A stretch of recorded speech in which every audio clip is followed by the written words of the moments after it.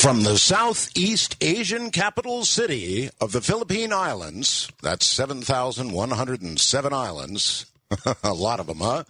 Manila, hey, good evening, good morning, good afternoon, wherever you are in the world, this is Coast to Coast AM, and I'm Art Bell for George Noory, who's taking a well-deserved break, night off, and all the rest of that, and it's my pleasure, indeed, to be back this evening. All the ABs are well, furred and otherwise. Asia Bell, Asia Rain Bell, actually, is now 3 years old, folks. She became 3 on May 30th. And so the usual Proud Daddy picture that I put up tonight is of Asia. And what you're seeing, let me explain something about Philippines. We start school very, very early in the Philippines, unlike many parts of the world. I mean, very, very early. And she has started school. So that is her school uniform. She goes 5 days a week at 3 years old. Can you believe that? It's really amazing to me, but that's the way it's done over here. And so there she is, proudly exhibiting her school uniform. 3 years old already. It seems impossible and yet true. So much has happened, so much water under the bridge since we last talked, so much oil into the Gulf. I've been watching that like a daily horror story, and we'll get to more of that in a moment. And tonight's guest will cover it as well. In the personal life, a couple kind of cool things happened. My wife and I both took our Philippine amateur radio tests. Now, I don't have to do that because we have a reciprocal agreement with the United States here in the Philippines. So I have operating privileges anywho, but I wanted a Philippine call. So to get that, I have to take a Philippine test, which is what I did. Studied again, took a test again, and my wife did too, and I'm confident we've passed, though we haven't received word yet, so I don't want to, I guess I shouldn't jinx that, huh? Then there's one other item in our personal lives. As you know, I'm in Manila in the Philippines, and the capital city.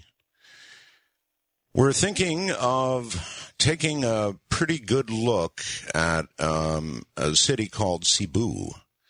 We're going to fly down, take a look-see, and scout around for a house, and we just might move to Cebu. It's in what's called Visayas, Central Philippines, and not south, not north, but in the middle. It is an island, sort of a tropical paradise-type island with white sand beaches all the way around it. You can look it up on Google if you wish. So that may be in our fairly immediate future, a move to a place called Cebu. That's C-E-B-U. We'll see. It's on our minds. All right, looking around the world right now, never all that pleasant a thing to do. BP says their relief well is on target. They're drilling down, 2.5 miles of rock between themselves and the spill, I suppose a conjunction with the spilling well, and then maybe they can stop it if they can hit it, and it is an if, you know. Completion, they say, by mid-August, and their stock is tumbling just about as quickly, mounting costs over the disaster, the company's inability to plug the leak any sooner the first. Now, this is just horrible news. It's now a tropical depression.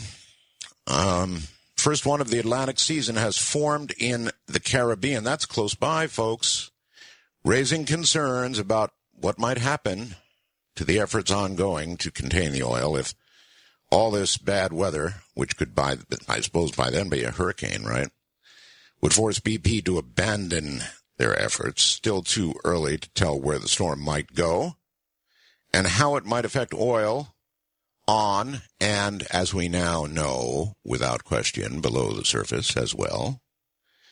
We just don't know what it'll do. There's no way to know. But it's the worst case scenario. in my mind, all that oil and something pushing like a hurricane from the south, even a tropical storm from the south to the north. And I looked at some of the possible tracks of this disturbance, and it's going right up into the Gulf. Now, the central track takes it pretty close to New Orleans, if that occurs. Of course, this is very early, and it could end up nowhere near New Orleans. So, I don't know. It's so horrible. The whole thing has been so horrible to watch, and we can watch it here on CNN or Fox or any of the news networks. And it's depressing. I as a matter of fact, I even get NBC Nightly News, and I can watch that.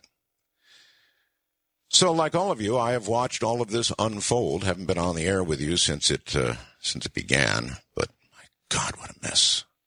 And we're going to talk about it tonight. An interesting thing occurred. Al Gore was here in the Philippines. I just happened to notice he was here in the Philippines giving a speech, and obviously too late by the time he's already here, but nevertheless, I called the network, and they tried to get hold of Al Gore. Would have been really cool to have him here in the studio, here in the Philippines, to talk to all of you. Would that have been cool, or what? But it was not to be, so Larry Schweiger is going to be here. Larry Schweiger is the president and chief executive officer of the National Wildlife Federation. So he'll kind of stand in for Al tonight. In my lifetime, I've never seen anything like this, anything as horrible as this. And the way it's unfolded, I think, has been pretty interesting. Even though there have been a lot of beaches fouled, the majority of the oil has still stayed out at sea in the Gulf. Now, if something like a hurricane comes along, all bets are off. Anyway, we'll talk more about all of that shortly. Leaders apparently differ on how to nurture a global recovery. Fresh from a congressional win on a financial overhaul, President Obama pressed world leaders on Friday to join him in backing stronger rules against banking abuses. He made little headway, though, in his call for more stimulus, more, to keep the world economy growing. Instead, most of the countries he spoke to would rather put deficit reduction first.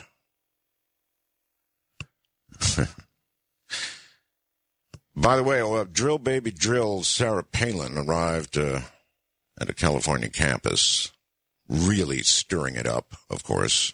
In fact, she didn't really even have to do anything to stir it up. Just her appearance stirred it up. The Justice Department on Friday urged federal appeals courts to delay a judge's ruling overturning a drilling moratorium in the Gulf.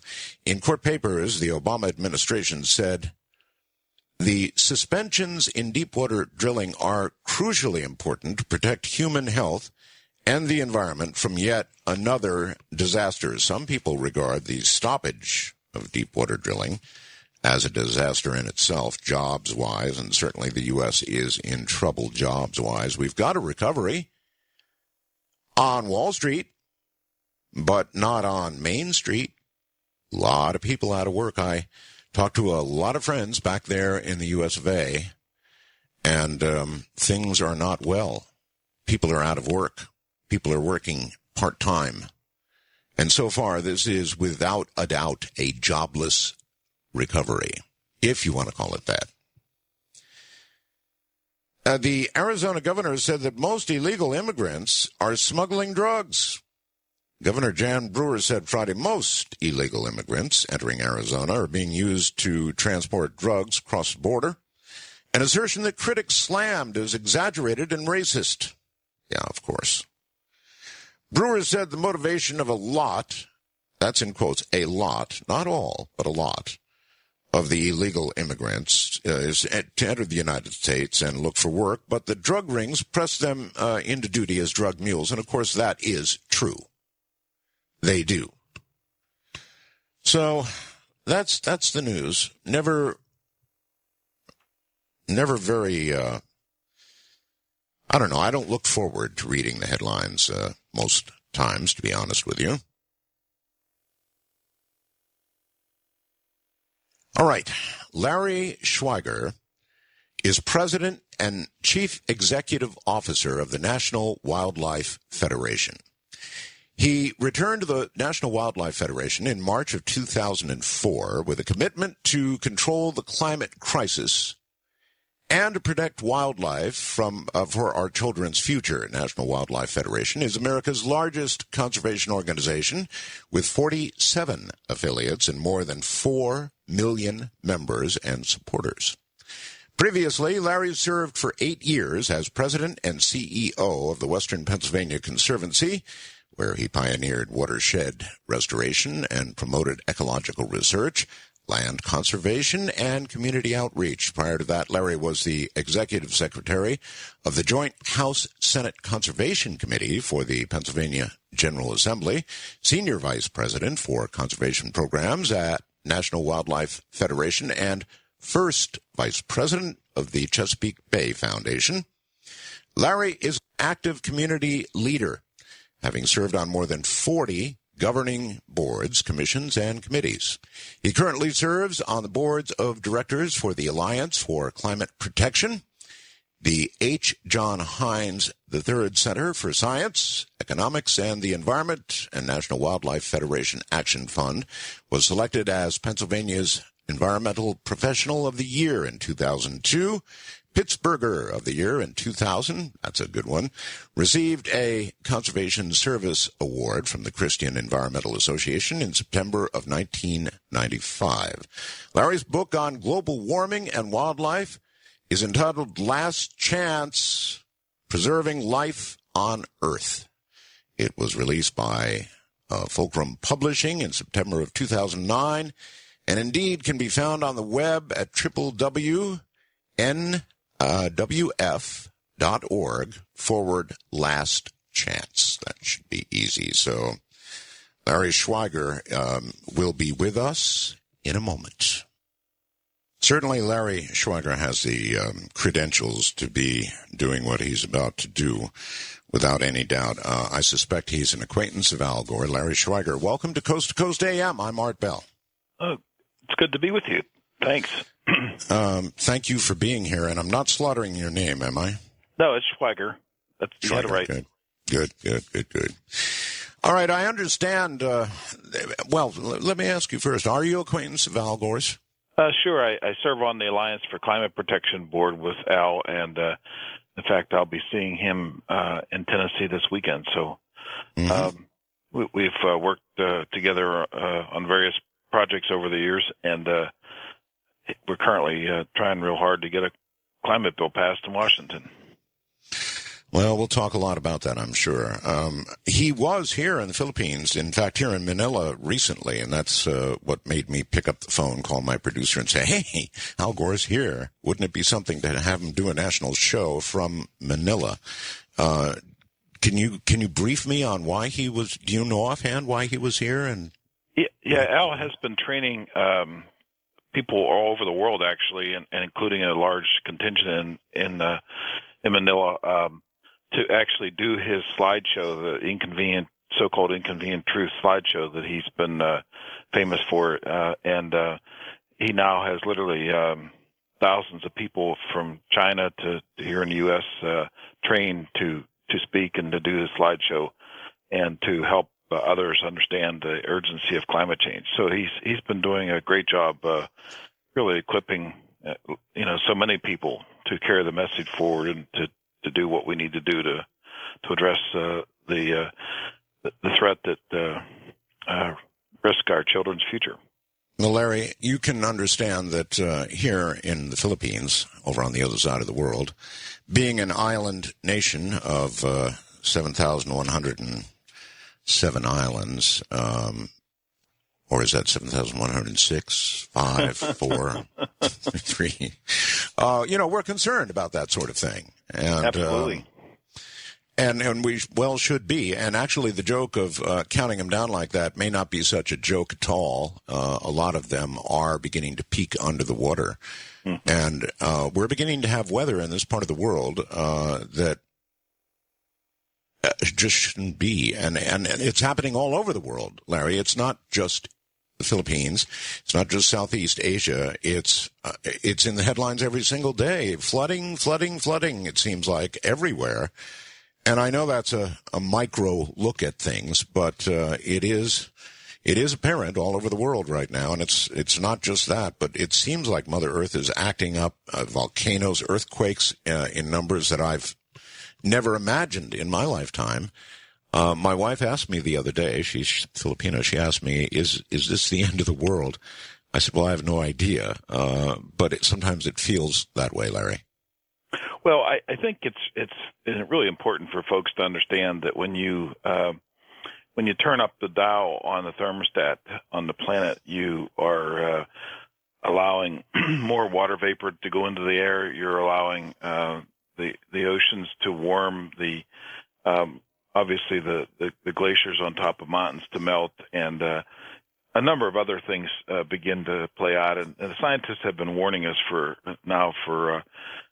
15 years that we're going to see more intense storms, and that they're going to be having greater and greater impact on our lives. And and you're absolutely right. We're seeing a pattern of that all over the world. And just in the last several weeks, we've seen several incidents of very heavy, high intensity rainfall and storm events.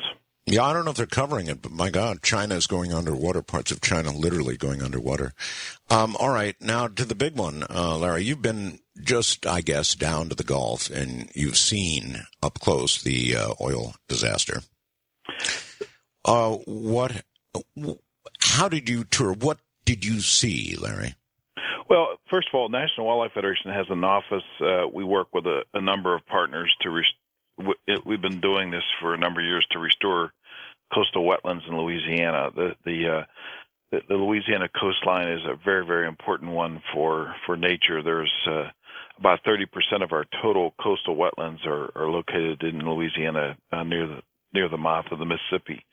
So we've been down there working with the communities to help restore wetlands and to find ways to get the federal and other support to restore those important systems that have been damaged over the years by oil development, by channelization, and by other alterations that do damage to the coastline. Certainly, climate change being one of them. Mm-hmm. And so, as this event started to unfold, we set up shop down in Venice, Louisiana. Rented a place down there, and we've had staff continuously out on the water since almost the very beginning of this disaster. And so I personally I've been down there 3 separate times. I have been out on the water, I don't know how many different boat trips with media and others, scientists, and we've seen the oil spill from out on the open water to into the marshes and into the beach and coastal areas, and sadly into the wildlife refuges that occur there. And so, and as you have said earlier, most of the oil has not come ashore. In fact, most of the oil has not been seen by most people because it's under the water. So there's a lot more oil out there. There's a lot more damage to be done, and I too fear the approaching storm because it could, in fact, push the oil into the marshes in a way that few could imagine. Larry, let's talk about under the water for a moment. BP initially said that there were not underwater plumes. BP said it just ain't so. Water and oil do not mix, and when they are together, oil will float to the surface. All of it. And there will not be, and there are not, underwater plumes. And then a lot of industrial scientists, one lady in particular, whose name doesn't come to mind, went out into the Gulf and found the plumes underwater all over the place. Yeah, BP has made a lot of statements, and that's certainly one that has been made that is just simply not true. They have been injecting dispersants at the wellhead. You may, if you watch the video of the spewing oil, see. Oh my gosh, Larry, we're already at the bottom of the hour. I can't believe the time went that quickly. I hope the whole program doesn't disappear that quickly. Larry, hold on. We'll be back after a break. Larry Schweiger is my guest. Great to have him here. He is President and Chief Executive Officer of the National Wildlife Foundation from Manila in the Philippines. Yes, an island. I'm Art Bell. Voila, the other side of the world. Hi, everybody. Well, my guest is Larry Schweiger, who is indeed the Chief Executive Officer of the National Wildlife Federation. Very concerned about what's going on, as you might imagine. I'm always astounded at the political anger that just spews forth like a Philippine volcano. It's getting active. When you start talking about global warming, or you begin talking about anything environmental, it's like real anger. Lies, globalist, on and on and on. That's putting it mildly. I'm paraphrasing. I couldn't read a lot of what's being said. It's so political. It's pathetic. Do you honestly not think this is going on? Well, anyway, we've got things to do. Look, Ian Punnett is going to be here, I believe, tomorrow night, but he's also here right now to tell you about tomorrow night. Good evening. Yeah, Art, it's funny you should bring that up, and good evening to you. In the first hour, we're going to revisit last week's guest. We talked to Dr. Peter Ward, who's a professor at University of Washington, about what's going on in the Gulf, and we talked about the possibility of this Gulf oil spill. What would have to be happening before this became a planet killer?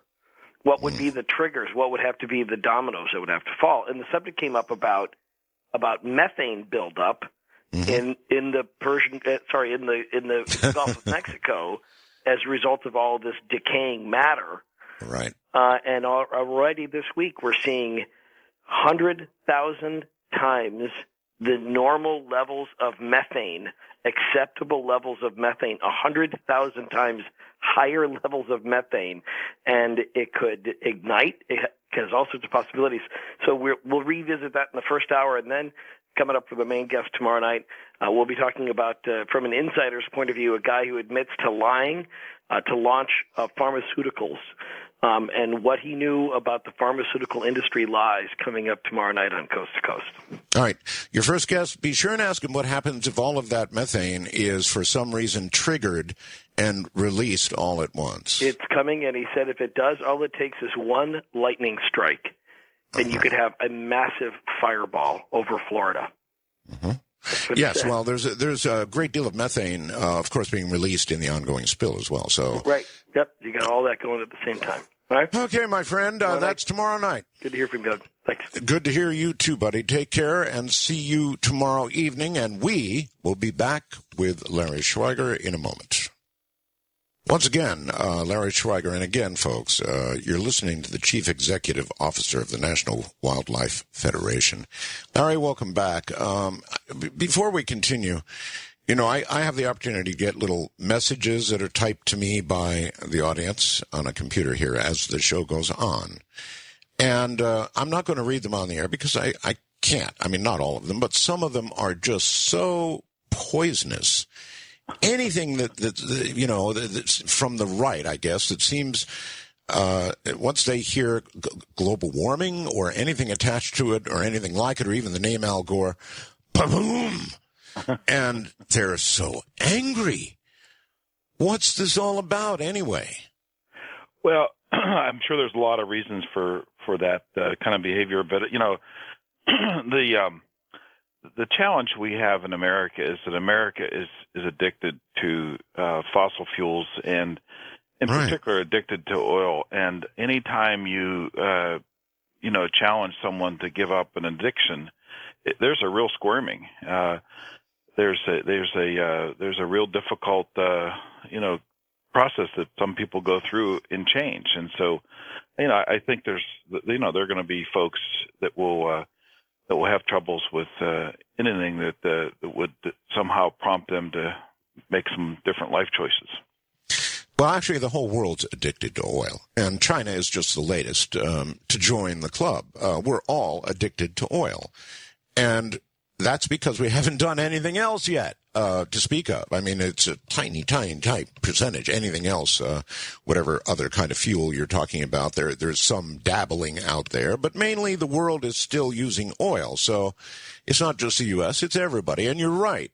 When you ask them to possibly change something, people hate change, I guess, don't they? They do, and I think as our society gets older, I think it's harder for us to change. And so, you find among young people an understanding that we need to move to a new energy source, that we need to develop electric cars and move more to mass transportation systems that are driven by electric and that sort of thing.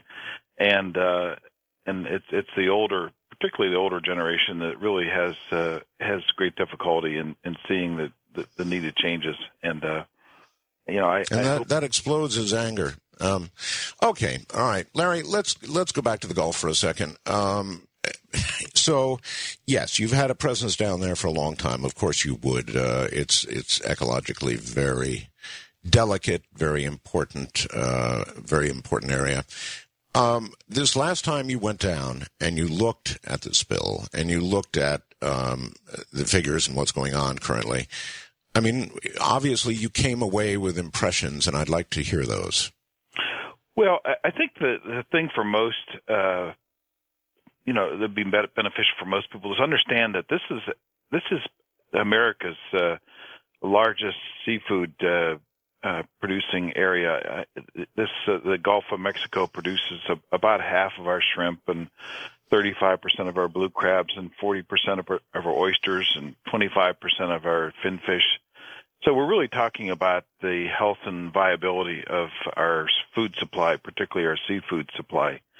And when you spend time with the people down there who have worked for literally generations to produce a consistent flow of fish and shellfish for our consumption, and you realize that these people, it's not just a job, but it's their way of life, it's their tradition, it is so much a part of their fabric of existence.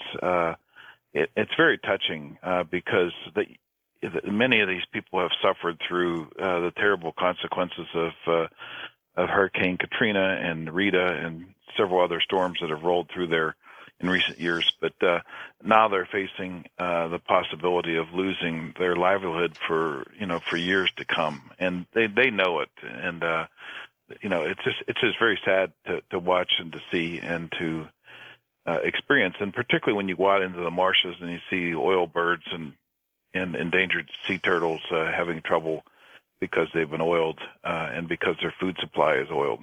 It's very difficult to even describe. But we were out one day on the water, and the oil was so thick that you couldn't see into the water at all. It was black as night, and as far as we could see, the oil was laying on the surface. It was, for whatever reason, it was raw, untreated oil that had escaped the airplanes and escaped the treatment that the BP has been doing with dispersants.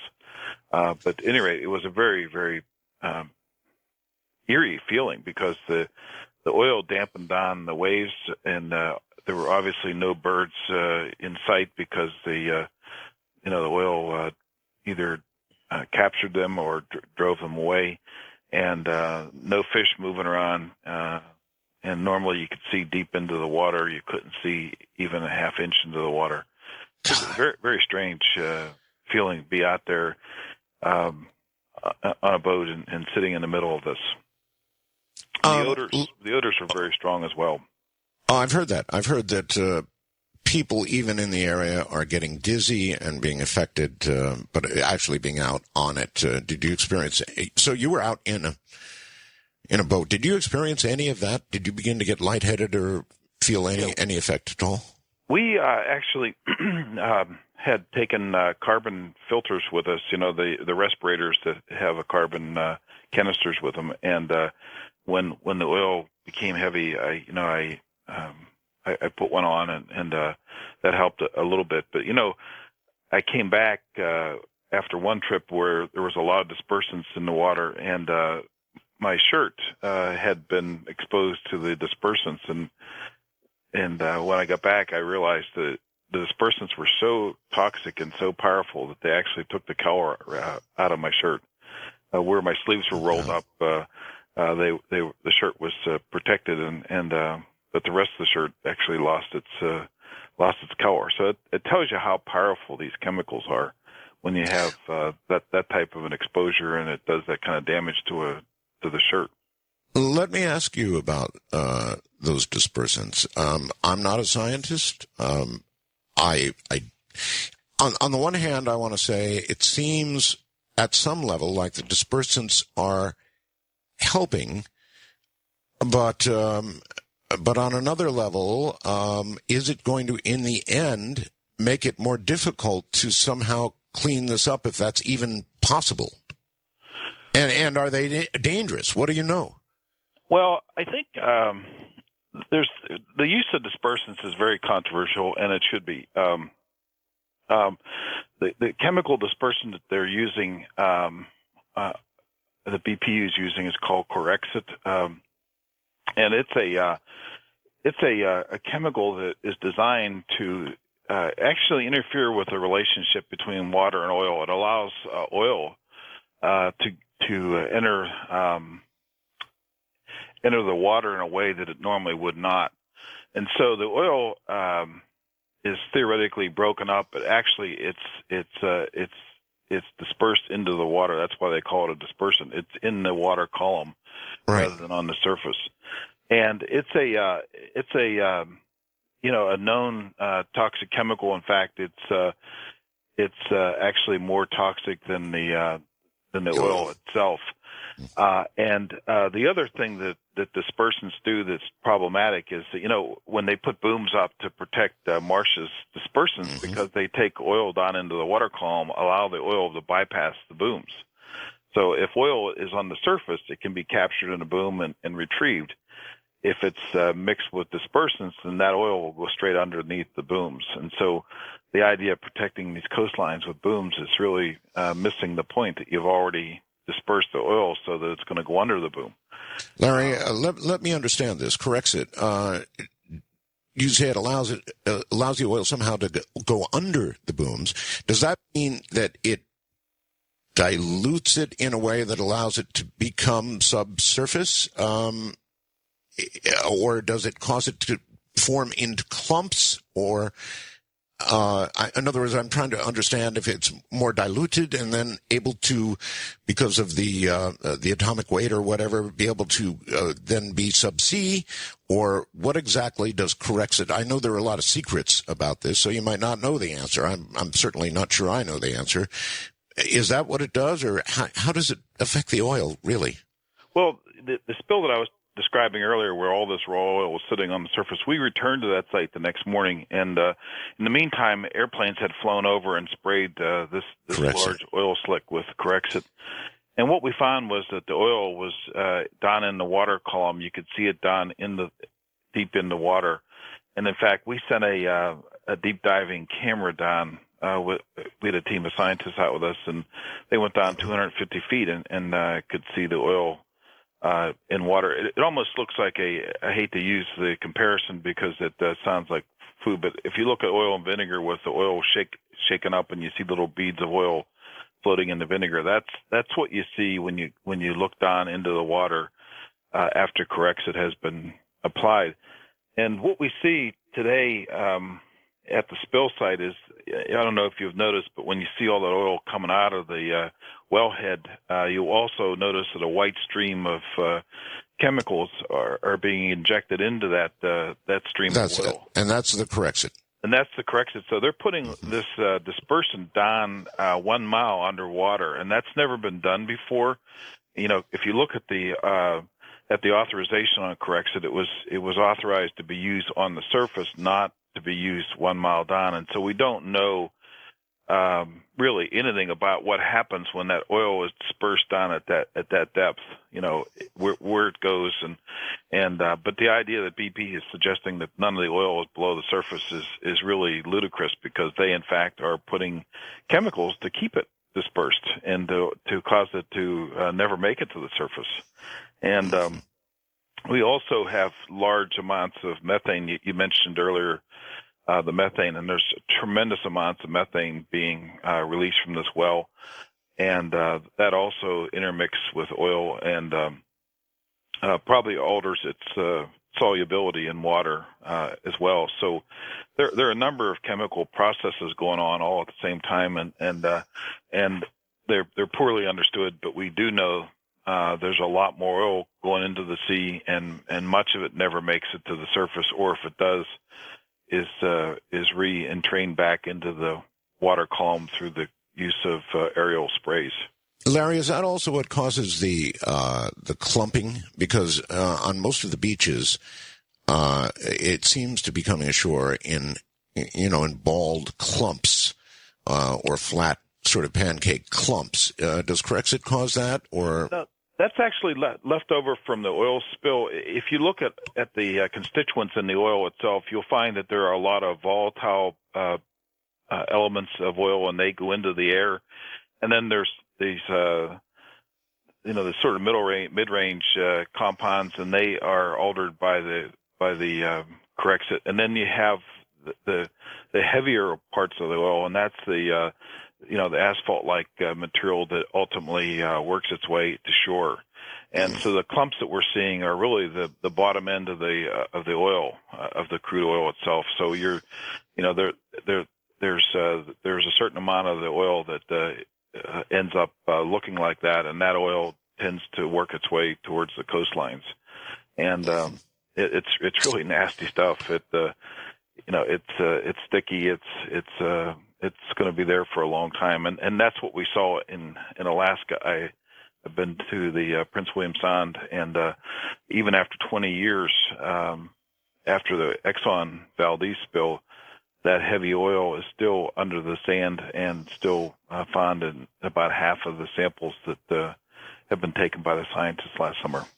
Yes, I've heard that every time they talk about it, they talk about Exxon Valdez, that is to say. They talk about the fact that 20 years later, dig down a little bit, there's the oil, despite all those cleanup efforts. Is there any chance, Larry, that they're going to be able to, in some way, get this cleaned up so that you're not left with the same kind of legacy? And I know I'm asking a silly question as the Exxon Valdez spill. Any chance at all that because of the massive effort going on, or is it simply, is this to the point where it's so far beyond man's control that what's going to happen is going to happen, and there's not a lot we can do? Well, I think that first of all, there's a massive amount of oil that's been put into the Gulf. We have probably more than 10 times as much oil spilt out of the Exxon Valdez or more today. So we've really done it this time. And then secondly, I think the storms that are turning in the Gulf, depending on which way they go, if they go to the west of the Mississippi River, they could drag large quantities of this surface oil that we're just talking about, an oil that's in the water column, into the marshes. And if that happens, we're going to see a lot of damage, and it's the kind of damage that will take a long time, if ever, to recover, because once these marshes are poisoned by oil and tars, they tend to completely collapse and disappear. Because the living organisms, the plant material, the activity in the marshes is what keeps the marshes from sinking out of sight. So in some ways, no matter how this goes, it's already too late. I think it's certainly too late to avoid damage, and how much damage I think is dependent on storms and also will be dependent on how much we put on the ground in terms of response. That's been a real struggle because the folks at BP did not have a plan, did not have a well organized response effort in place before the spill. All right, another half hour shot. Larry, hold on. We'll take a break here at the top of the hour. There is so very much to talk about. Larry Schweiger is my guest, Chief Executive Officer of the National Wildlife Federation from Manila, Philippines. I'm Art Bell. Here I am. Well, all that anger out there. A lot of people simply determined to stick their heads into the oily sand. I've got a guest. He's the Chief Executive Officer of the National Wildlife Federation, and his name is Larry Schweiger. And so we're going to continue with this and find out as much as we can. Certainly this is a man who has looked deeply into the problem. Nobody knows all the answers. In fact, there's a lot going on, a lot of rumors and so forth, as always, on the Internet. We'll touch on a few of those and ask Larry about them. He may not know the answers. I don't think any of us would know all the answers, but we'll take a stab at it anyway. For example, I'm getting a lot of messages asking about fractures under the sea. There's a lot of Internet babble going on about fractures under the sea. Certainly I hope that's not true, but that's one of the big rumors making the rounds right now. This is, without a doubt, the worst United States accident of its sort by many, many magnitudes as oil continues to gush into the Gulf. Will there be dead areas in the Gulf? Are there already dead areas in the Gulf? I imagine scientists are probing that issue and many others. We'll be right back. All right, once again, Larry Schweiger. Welcome back, Larry. Thank you. It's hard to know where to go, but let me ask you about some of the things running around the Internet right now. A lot of people are blogging about fractures. This is beyond, the well itself, the wellhead itself. Fractures in the floor of the Gulf that are spewing oil. Have you heard anything about that? Is there anything to it? Well, there's always a certain amount of natural oil that seeps into not just the Gulf, but into other locations around the world. There are some natural seeps. The other thing I would point out is the place where this well was drilled and in the deeper waters, what we have is quite a number of methane formations. The methane that leaks from the subsurface makes its way to the water itself, and because it's under such pressure and it's also cold temperatures, the methane freezes and forms a crystalline structure that they call the hydrites. And there are vast hydrites under the ocean scattered throughout the world, and in fact they become probably the largest store of carbon under the sea. And so when they're drilling through these hydrites, they're really running headlong right into large quantities of methane, both at the well site as well as adjacent to it in the various methane formations. I guess the hydrites are what jammed up the effort, the initial effort for Top Kill and all the rest of it, right? Yeah, that's right, and that's part of the challenge is because they're at such incredible pressures and low temperatures. It has a tendency to freeze up the methane. It's at a pressure temperature range that the methane turns into crystalline. People heard about the ice and they think about water turning to ice, but this is actually the methane.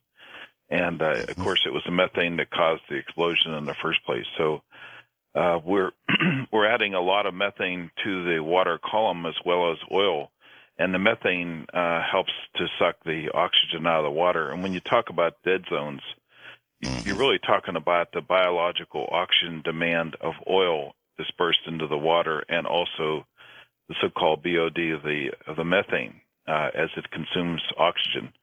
And the warmer the waters get, the more biological activity there is working on the more the bugs in the ocean begin to work on the oil, the more they suck the oxygen out of the water, and therefore cause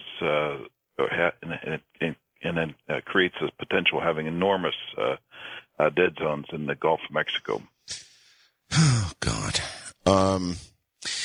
All right. Our federal government, the president's kind of between a rock and a hard place. On the one hand, this becomes a little political, but if the president touches this disaster, then, as the talking heads suggest, he owns it. After a while, he owns it. And I guess by now he sort of owns it politically. And the president's approval numbers are tumbling right now as a result of owning this. But I think he had no choice as president of the United States.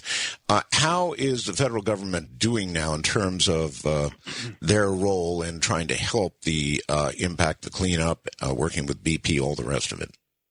Well, there's this historic relationship between the Coast Guard and the oil companies, and frankly, folks have been concerned about that. The Coast Guard started off by calling BP its partner and sharing websites and sharing a command center with BP and all that sort of thing. And so there was a relationship there that I should say built up over many years that was entirely too cozy and not at arm's length.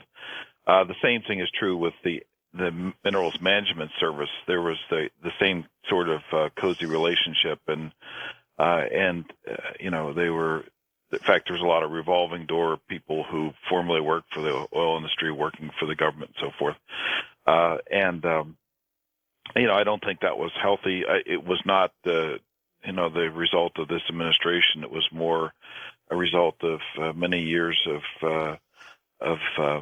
relationships that were built up, and as a result, we did not have, I don't think, in place an aggressive review of these permits before they're issued. In fact, the plans that were submitted had included protection for walruses in the Gulf of Mexico, and I heard that.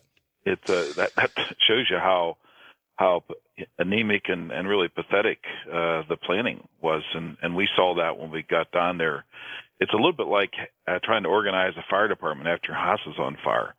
BP had a rig burn up and had all this oil spewing into the ocean, and began to, several weeks after the spill had been in full bloom, had begun to try to organize fishermen to set up booms and to do other things. And these folks were not trained in hazmat handling. They were not properly equipped. They were not certainly not trained to dispatch booms and the other things that they're required to do now. And I think that's another example of the failures that occurred here. But clearly there were a lot of problems. On the positive side, I think what the president did a few days ago in establishing this $20 billion open-ended fund, he did something that did not happen in the Exxon spill, and something that was very, very important. After the Exxon spill, the fishermen, the communities that were harmed, had to go to court to fight Exxon to get some compensation, and they ended up getting a $5 billion settlement from a jury. And by the time that worked its way all the way through to the Supreme Court, because Exxon appealed it with their many lawyers, they ended up getting about 7 to 12 cents on the dollar and a $500 million settlement. Over 20% of the people who were harmed never got a dime before they died. And so that was justice delayed, and it never really ended up being just, because they didn't get what they deserved in terms of a settlement. And so by the president establishing this $20 billion fund, I think he has protected the people in the Gulf from this kind of long and drawn-out legal battle to try to get recovery. And, so I think that was a very, very important moment. And we hope certainly that some of that money will also be made available to help restore the damaged wetlands. Boy, I hope so. In a way, we're lucky that it was BP that had this spill because they've got the financial muscle, I hope, without going belly up, to get us through to the other end, whatever the other end of this is going to be. They're a large company, and they're really taking a lot of terrible hits, and probably deservedly so, for what we're hearing were the mistakes, misjudgments, things that went wrong with equipment, all the human error, all the rest of it. They're probably taking all the deserved hits, but it is pretty rough, and it's a good thing it's BP because they do have the money to do this, and that's about as much as I can say that's positive for BP right now, as much as I can muster up. So you're directly involved, I suppose, in efforts to help clean up, the wildlife that are being impacted, all the oiled birds and all the. Is this the end of our seafood supply from the Gulf, or is that an overreach? Is that too much to say? I think it's an overreach. First of all, I want to step back a bit. We're involved in the search part of the search and rescue. We've been dispatching groups of volunteers to identify where birds are showing up and where turtles are being oiled. But BP has other groups under contract to clean up these birds and animals, and so we have decided not to take any money from BP and to stay out of that part of it. But to get back to your question, the the issue we have is that there are certain places where oil will have enormous impact on the fish and shellfish. Oysters, for example, can magnify the concentration of oil by a factor of 1,000. So if you have 1 part per million oil in the water, oysters can magnify that to 1,000 parts per million. So it will take a long time to get the oil concentrations down to the point where you won't be able to, smell or taste or have a negative effect on your food in certain areas because of this biomagnification problem. But we expect that over time that may recover. We also would hope that there are other places in the Gulf where there are, shrimp and blue crabs and that sort of thing that haven't gotten oiled. In those places, certainly it's still acceptable and safe to eat the food. And it's our hope that the federal government does a good job of monitoring, and I think to date they seem to be doing a good job of responding to oil movement and making sure that the public is not consuming contaminated fish. Well, I guess fishing is now banned in about a third of the entire Gulf? Yeah, it's a real sad story, when you're down at these fishing marinas, because this is one of the real hot spots for recreational fishermen as well as the commercial takes that I talked about earlier. And in fact, we did a telephone call with sportsmen and had over 9,000 hunters and anglers on the phone with us because they wanted to find out what was happening to the places where they fish and where they hunt, and they're very concerned because these are some really great places for those who enjoy fishing and hunting. Mm-hmm. There's been obviously a lot of comparison between the BP disaster and Exxon Valdez. In orders of magnitude, what do we know right now? How much worse is this than Exxon Valdez? Well, it depends on the numbers that you use, but certainly we're at least 10 times worse today, and maybe much more because of the sheer volume of oil spilling. But it's not a straight line relationship. The oil that was dumped from the Exxon Valdez was a sour crude. This is a sweet crude. The water temperatures in the Prince William Sound were lower, and it was a one-time event. When the Exxon Valdez struck the Bly Reef, it dumped its load fairly quickly. Mm-hmm. Where here we have this day in and day out pouring of large quantities of oil into the Gulf of Mexico. So there are other factors that are at play here, and it's also being spewed at 1 mile down as opposed to being spilt on the surface. So there are differences, and but this spill is so much greater than that. It's hard to even make the comparison. Compare. If you take a middle figure in terms of the estimates of how much oil is going into the Gulf, what do you think it is right now? Do you have a sort of a best guess? Well, I've sort of looked to the experts on the numbers, and we've been upset because almost from the beginning, because BP has been saying it doesn't matter, when in fact it does matter. It has to do with their ability to deal with the total oil spill, but it also has to do with their liabilities. For every gallon of oil that's put into the Gulf, they are liable under the Clean Water Act for the pollution that they're causing. And when they say it doesn't matter, Larry, what do they mean? Well, it doesn't matter. Early on, they kept saying, "Well, it doesn't matter. We're just trying to get it shut off," and and trying to really discourage people from speculating on how much oil. And we've seen a number of estimates, and I think we're still waiting for the official firm numbers from the federal government, and I think we ought to demand that the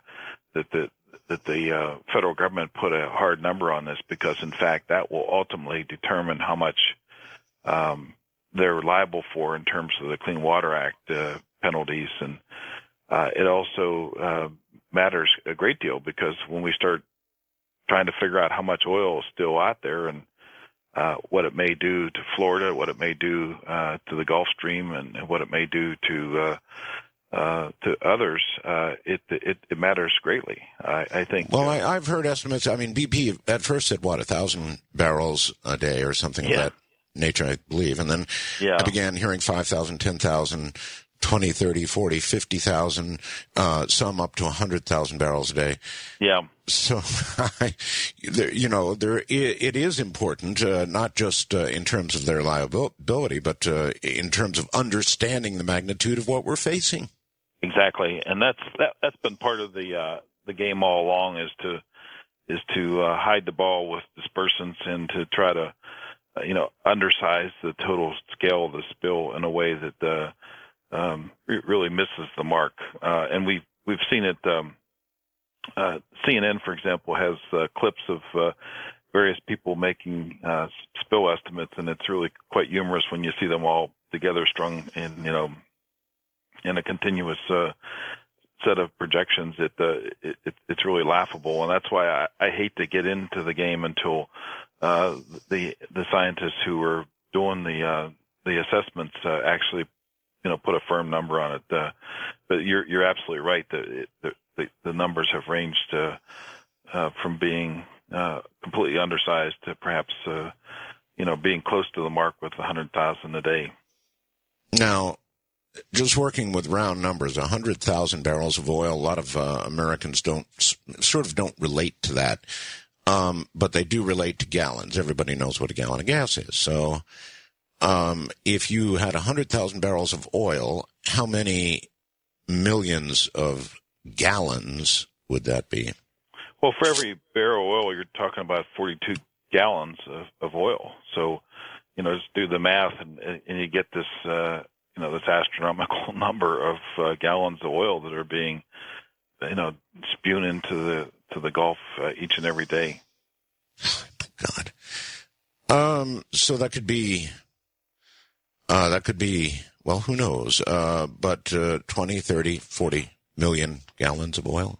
Sound right? Yeah, it's hard to say, and I don't want to call a number, but I think clearly we're seeing extraordinarily high numbers of oil, gallons of oil flowing into the Gulf, and we should also remember that this oil was destined to be burnt. And if it were, it would be carbon dioxide going into the atmosphere. It would be invisible, but it nonetheless would be put into the sky. All right, Larry, I'm sorry. We're at another break. Stay right there. We'll be right back from Manila, Philippines, other side of the world. I'm Art Bell. Good morning from the other side of the world. How are you? My guest is the Chief Executive Officer of the National Wildlife Federation, Larry Schweiger.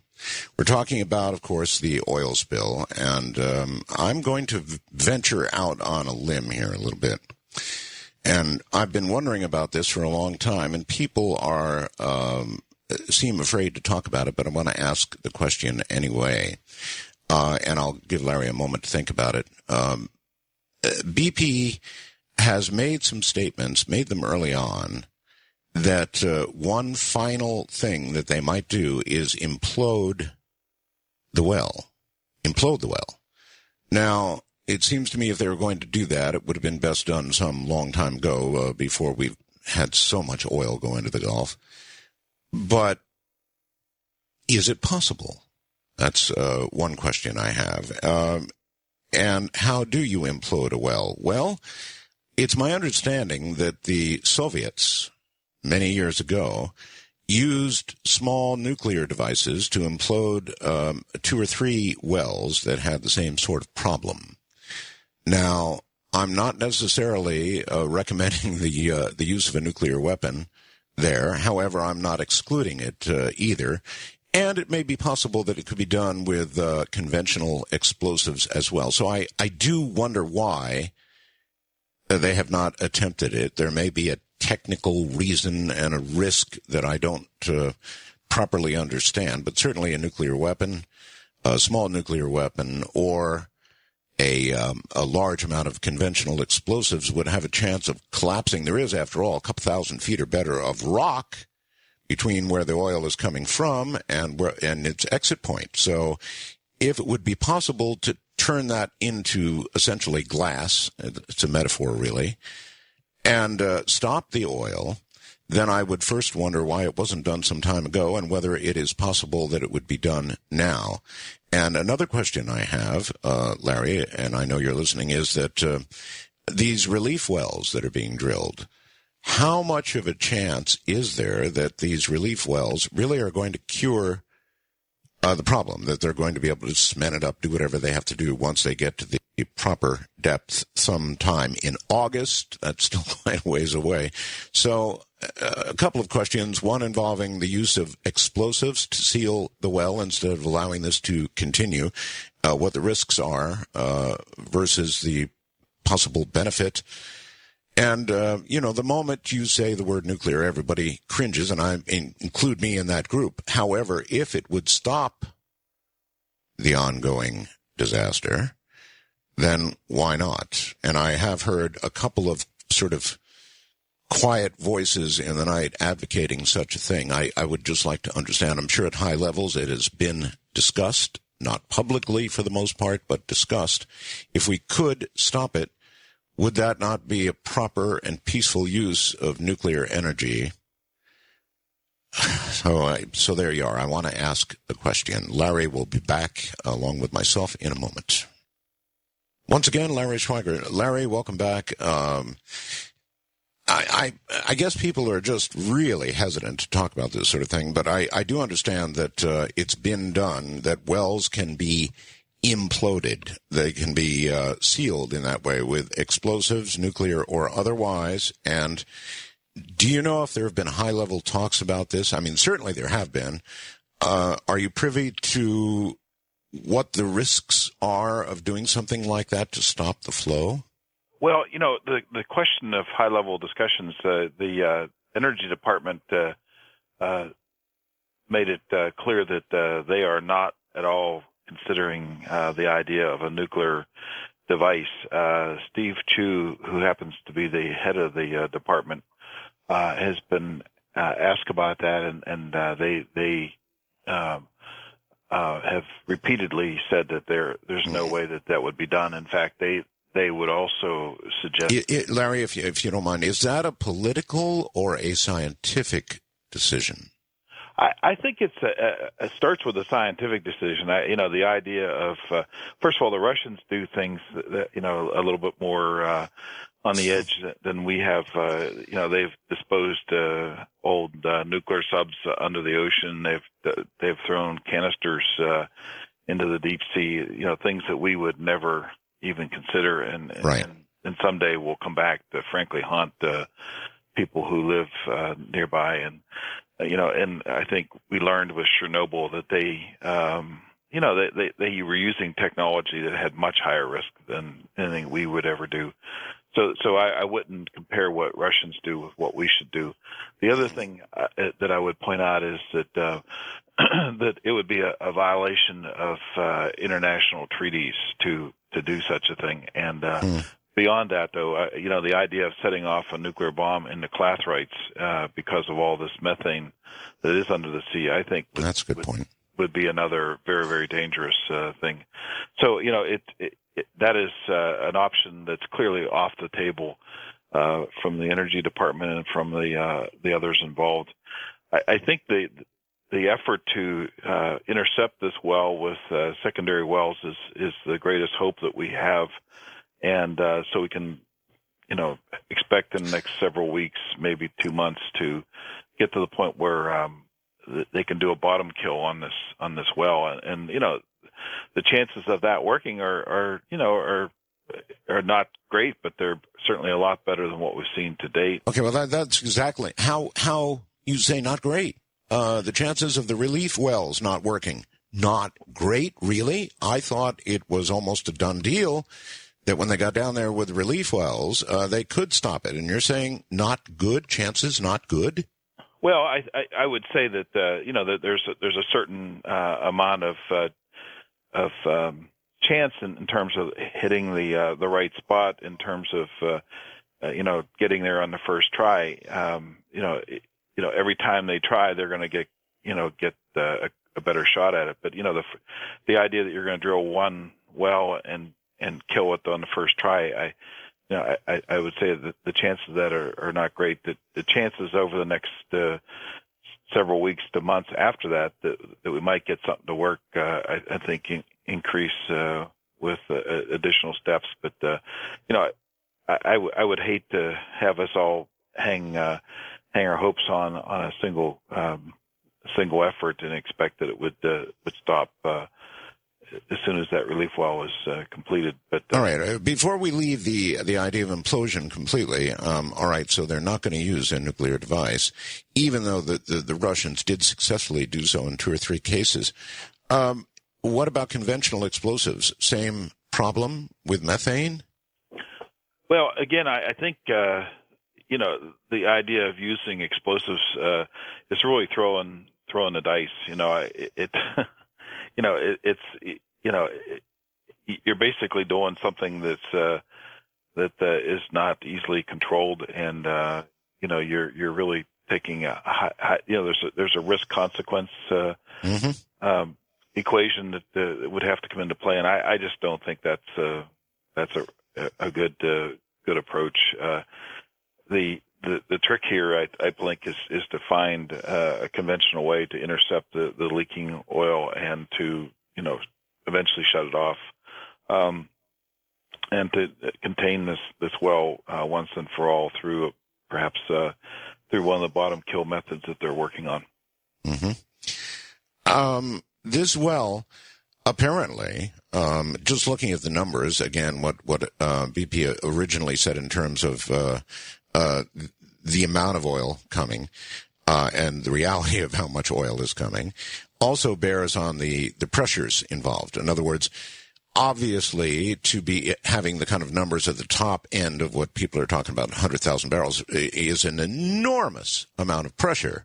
And that I guess that's what fouled the top kill efforts. There simply was too much pressure and too much ice, hydrides and so forth.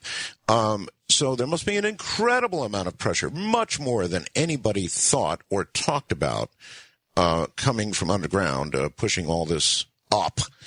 And will that bear on the possible success or failure possibility of the relief wells, just the amount of pressure involved?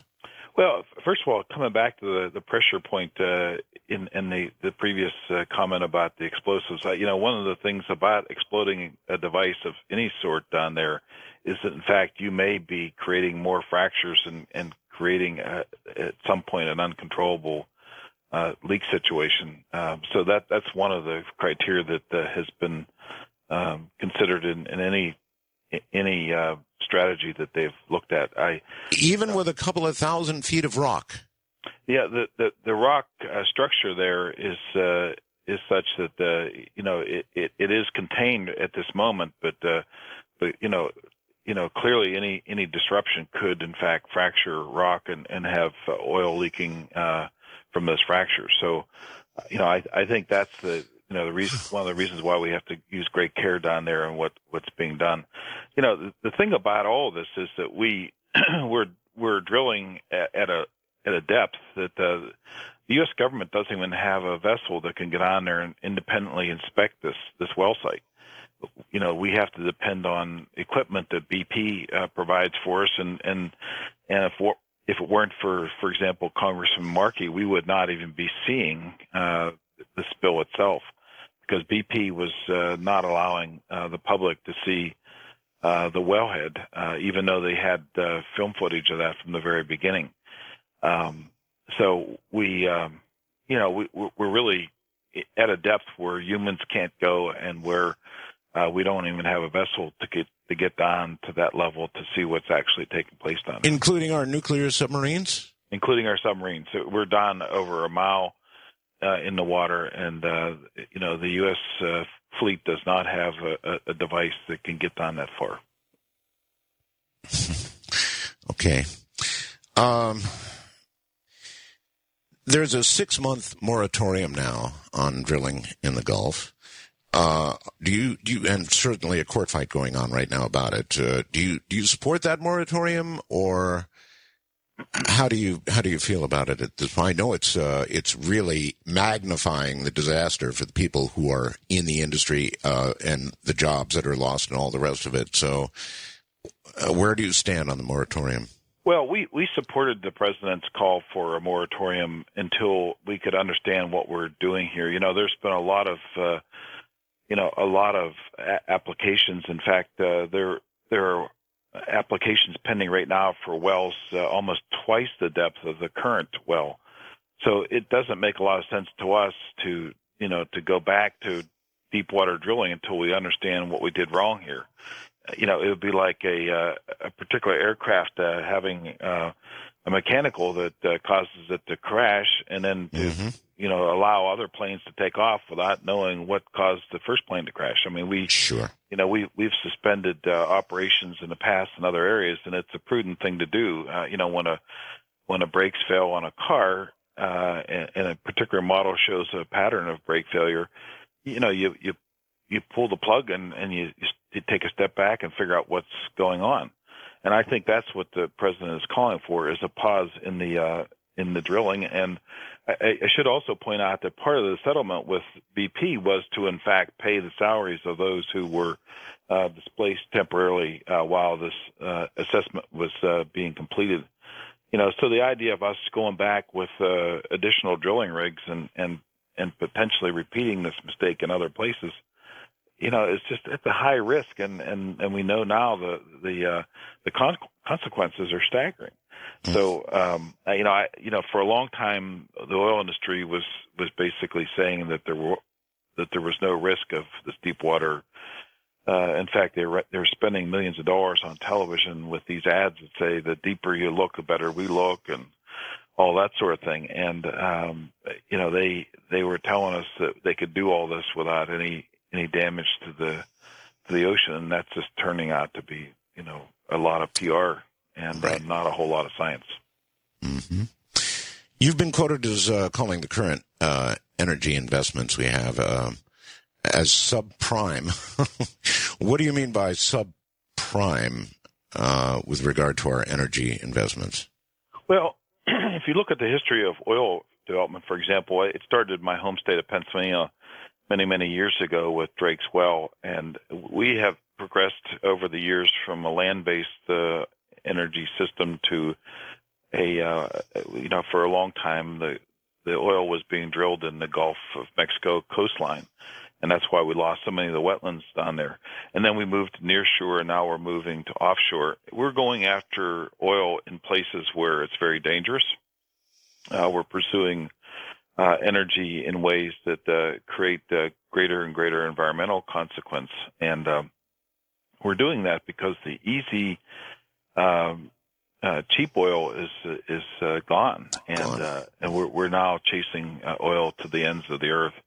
There's an effort to go into the Chukchi and Burford Seas in the North Sea, and again we'll be drilling in deep water in really high risk cold water systems, and at some point you have to ask the question, should we not be pursuing another energy pathway? And I believe that the time is now for creating a new energy economy. We're also sending $1 billion every day to buy oil out of the Middle East, and we're draining our economy while we're also funding our enemies, and none of that makes any sense at all. And we could be creating literally millions of jobs for Americans by moving to a new energy system. And so, that's right. You said the time is now. The time was a long time ago. We should have been working on serious alternative energy long ago, Larry. We didn't do that. And, it's interesting, but as I look at the day-to-day discussion about the disaster down there, I'm still not hearing about a really major move to alternative energy. I'm still not hearing it. Are you?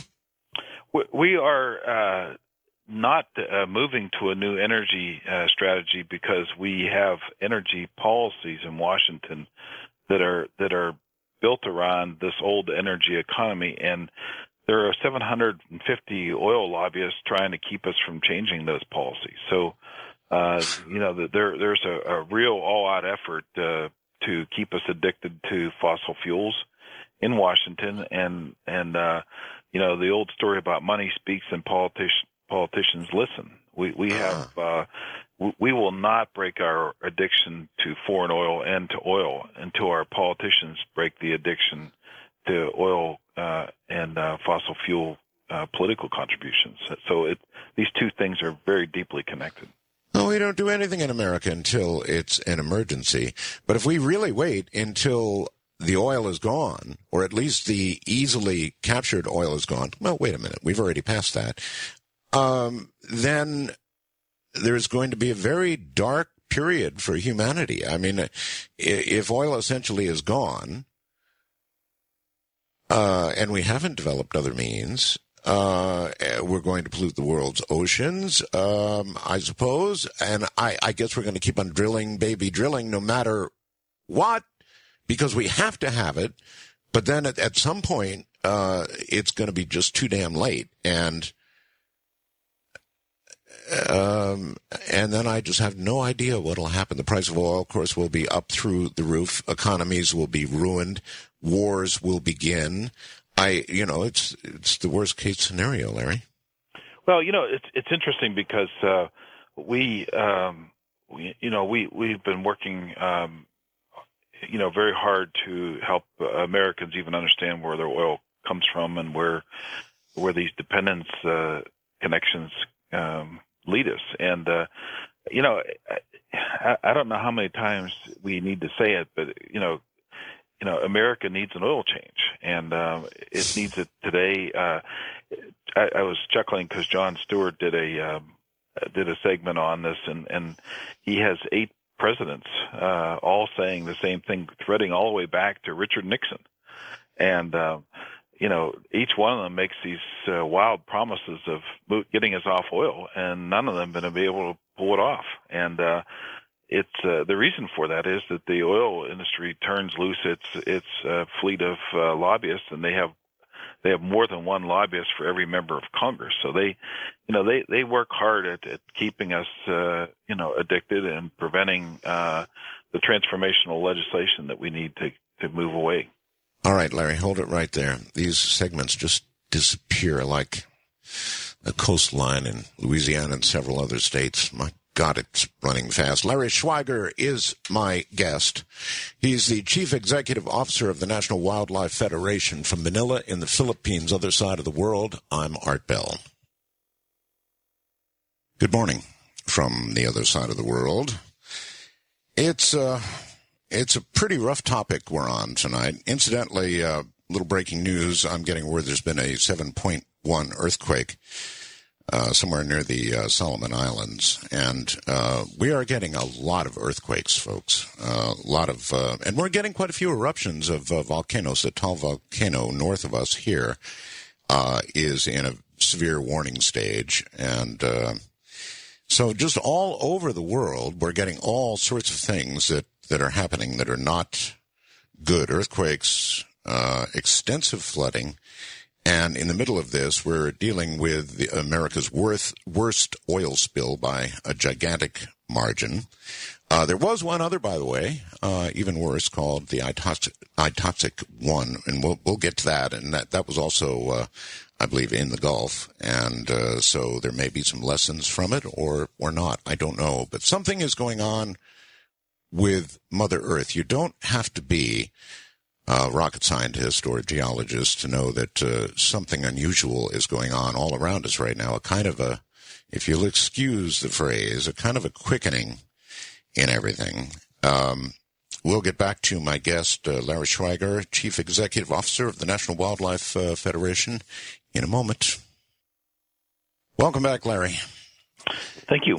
You've written a book called Last Chance, Preserving Life on Earth. That's pretty dire sounding, all right? The last chance. Is it really the last chance? And, why'd you write the book and call it Last Chance?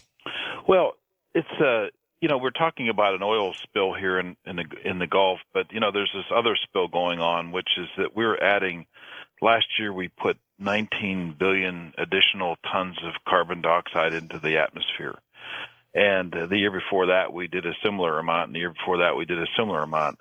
And this year, we're on pace to do a similar amount. Actually, it increases each year. We're headed towards 20 billion tons. But the point is that we're adding all this heat-trapping gas to our atmosphere, and it takes quite a long time, hundreds of years, if not thousands, to purge the atmosphere of this additional carbon dioxide. So we've been altering the chemistry of our atmosphere in such a way that it is causing a very dramatic, if you look at it on a time scale, very dramatic increase in temperature, and that has had profound impacts on important ecological systems, and certainly based on the scientists' best estimates, we're headed to lose 30 to 39% of the species on the planet over the next 40 years if we don't change our behavior. So, it's not, it sounds dire, it sounds outrageous, but in fact, it is mainstream science, and it's in the mid range of science expectations. Okay. You write about natural feedbacks in your book. Mm-hmm. Can you explain what these are and why we ought to be concerned with them? In your book, you talk about a recent trip you made, I guess, to Greenland. And if I remember correctly, Iceland is green and Greenland is ice, right? So what did you see there? Well, first of all, starting with the Greenland trip, we're seeing a rapid increase in ice melting in Greenland, and it's an area that's about 2 miles thick in ice.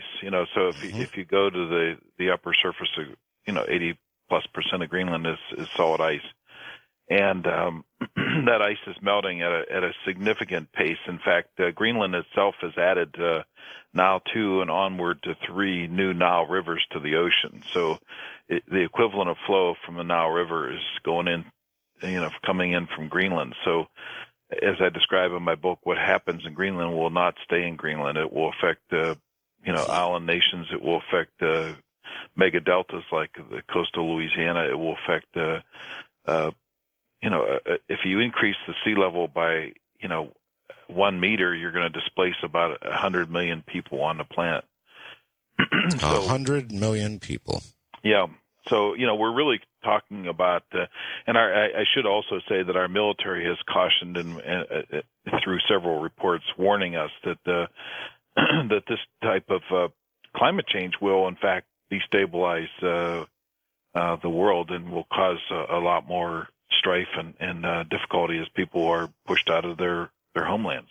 That's right. Well, of course. It also could be the precursor to a war. I mean, wars are fought when people begin to get hungry, when people begin to get displaced and don't have land. Wars have been fought over water, and future wars certainly will be. All kinds of things will begin to happen. Well, no, correct that. They're already happening. These things are already occurring. We're in the middle of it right now, and one has to wonder where it becomes too late to turn back. Does it? A lot of scientists have talked about that there could be a kind of a trigger point where the melting produces more melting, which produces more melting, more sunlight absorption, and so forth and so on. And there could be a trigger point where there's no going back. Do you subscribe to that? I would subscribe to the notion that when you have these patterns that we're seeing, for example, we're melting out the Arctic ice, and scientists are now predicting that within a few years that we will have a complete melt out of the Arctic in late summer season, so-called the summer nadir.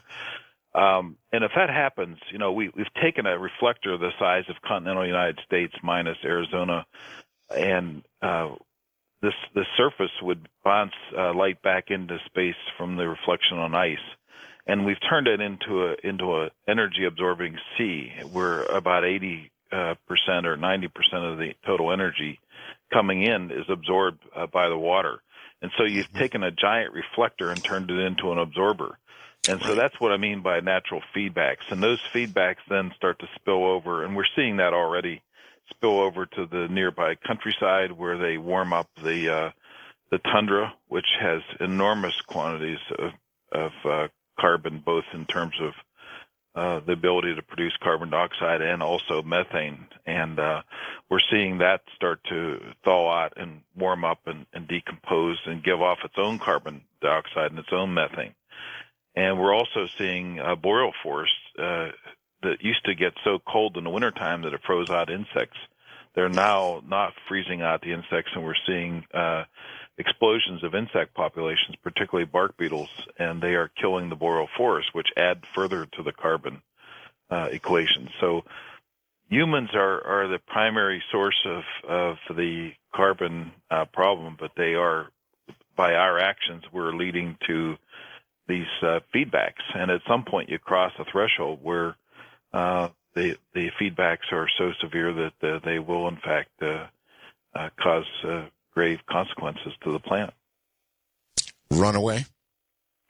I would describe it as moving from one state to another. We have as a planet, we have lived.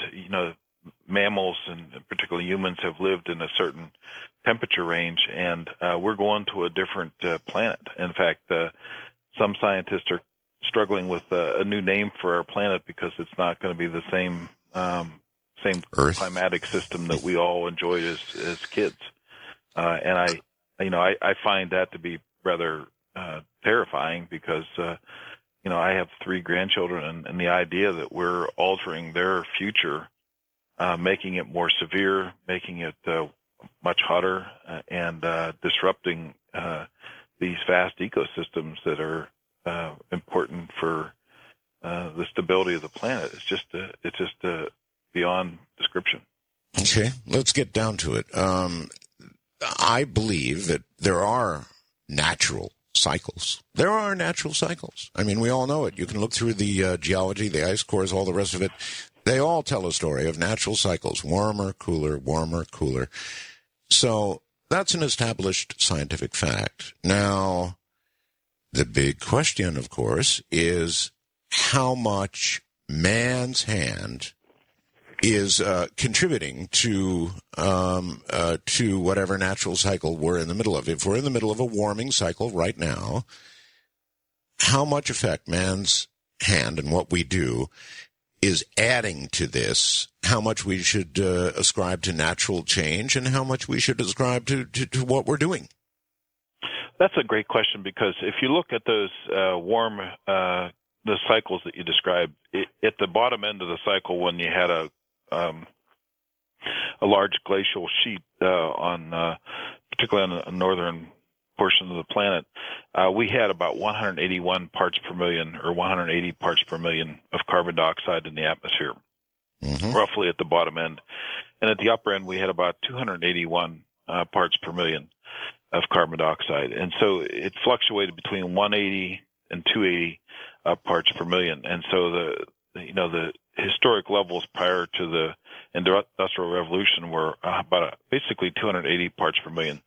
Today, we've added 100 parts per million to the atmosphere of carbon dioxide. So we're basically at 391 parts per million. We're actually much higher than that. And we have not seen those levels probably looking back for about 1 million years.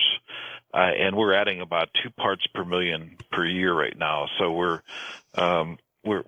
increasing the pace at which that occurred. When I first started in this field in the early 70s, we're adding about 0.7 parts per million. So we're now about 2.1 to 2.4 parts per million per year. So we're adding 3 times as much carbon to the atmosphere. And that's because China and so many other countries and the U.S. has added so much more.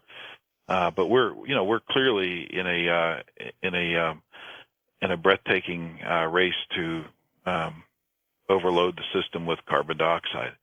And that's why, thousands of scientists now, 2,000 scientists on 4 different occasions over the last 15 years have issued these urgent warnings and have told us to move quickly to solve this problem. And we put our fingers in our ears and start singing la, la, la, la, la, and don't hear them. And okay, so looking back 1 million years, Larry, you're saying that in cycles over the last 1 million years, it was between 180 parts per million, 281 parts per million at the worst point, and now we're more than 100 above that. Is that accurate? Yeah, we actually have good ice records going back 800,000 years that show the pattern that I just described, and the scientists have estimated that we have not seen the levels that we're currently seeing for probably about 1 million years. But clearly we know in the last 800,000 years from the ice record, we know that we've not been anywhere near this, and it's been, we're about 100 parts per million above what we've previously seen. And, we also know that the Earth in the ancient time was actually much warmer than it is today, but we also know that the Earth was very different. It was inhabited by cold-blooded animals and had a lot of ferns and other, vegetative species that handle low light conditions. And, as you heat up the Earth, you put more moisture in the sky and you lower the amount of over time, you will lower the amount of sunlight entering the system, and that ultimately will be the stabilizer that occurs. But unfortunately, the planet will be enveloped in a cloud when that happens. So it's not. Well, if you go back to the time you just talked about, when the levels were that high, if humans had been on the Earth, how would they have fared? Well, I'm not sure about you, but I'm not a big fan of eating ferns and that sort of thing. I prefer prefer other crops and other food sources. And in ancient times, the number of plant species were limited because the amount of light available was greatly diminished. Today, we have plant species that can tolerate and in fact thrive in different climatic conditions. So, I think the important thing is that we're moving out of the paradigm that has made all that we know possible, and we're moving into an unknown future paradigm warmer Earth and much more robust storm activities, and certainly we're going to be going into a period where we continue to melt ice from the mountaintops and from places like Greenland and Antarctica, and where we lose the floating ice that we once had in the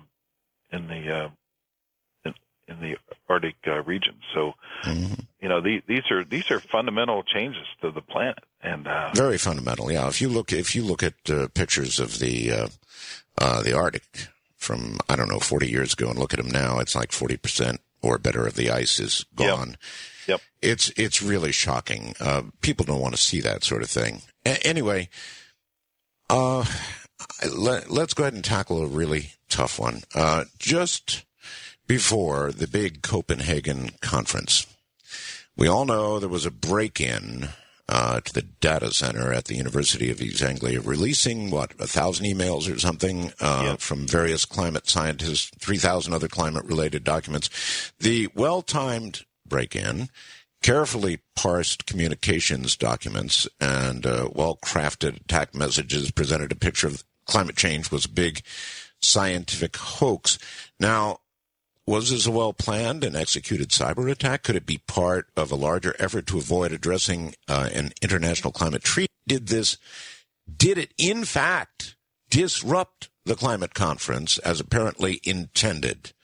Did it disrupt it? Well, that's a really good question. We did not end up with the kind of outcome we would have hoped for at Copenhagen. So how much of a factor it was is still to be fully understood. But there's no question that someone was spending some serious money to create a campaign to confuse particularly the American public about climate change on the eve of this major international conference. And the interesting thing that since that time, there have been now several investigations of the science itself.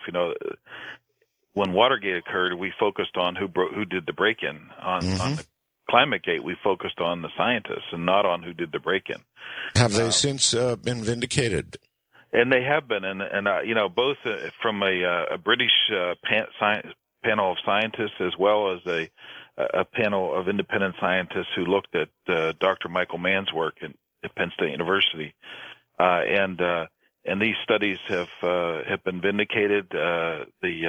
The scientists have been cleared of scientific wrongdoing, and the science remains intact. And sadly, that story has not been told the way it needs to be. Every time we discover something in science, particularly environmental science, the scientist involved becomes the target of huge pressure. When Rachel Carson proved that DDT was damaging bird reproduction, they attacked Rachel Carson, and she responded by asking who speaks and why. But nonetheless, she became a victim of their attacks. When Dr. Herbert Needleman proved that lead was interfering with children's mental development, he was attacked. They filed an academic complaint against him. He was later proven to be right, but nonetheless, Herb and had to spend a great deal of his own money defending himself before an academic attack from those who were being affected. So have we caught the people who broke in? No, in fact, there's not been a lot said about them, and the question is, who paid for all this? This was not some high school hacker that did this. This was a well-organized cyber attack. Broke into the email system and into the computers, and then moved the records over to a Russian computer.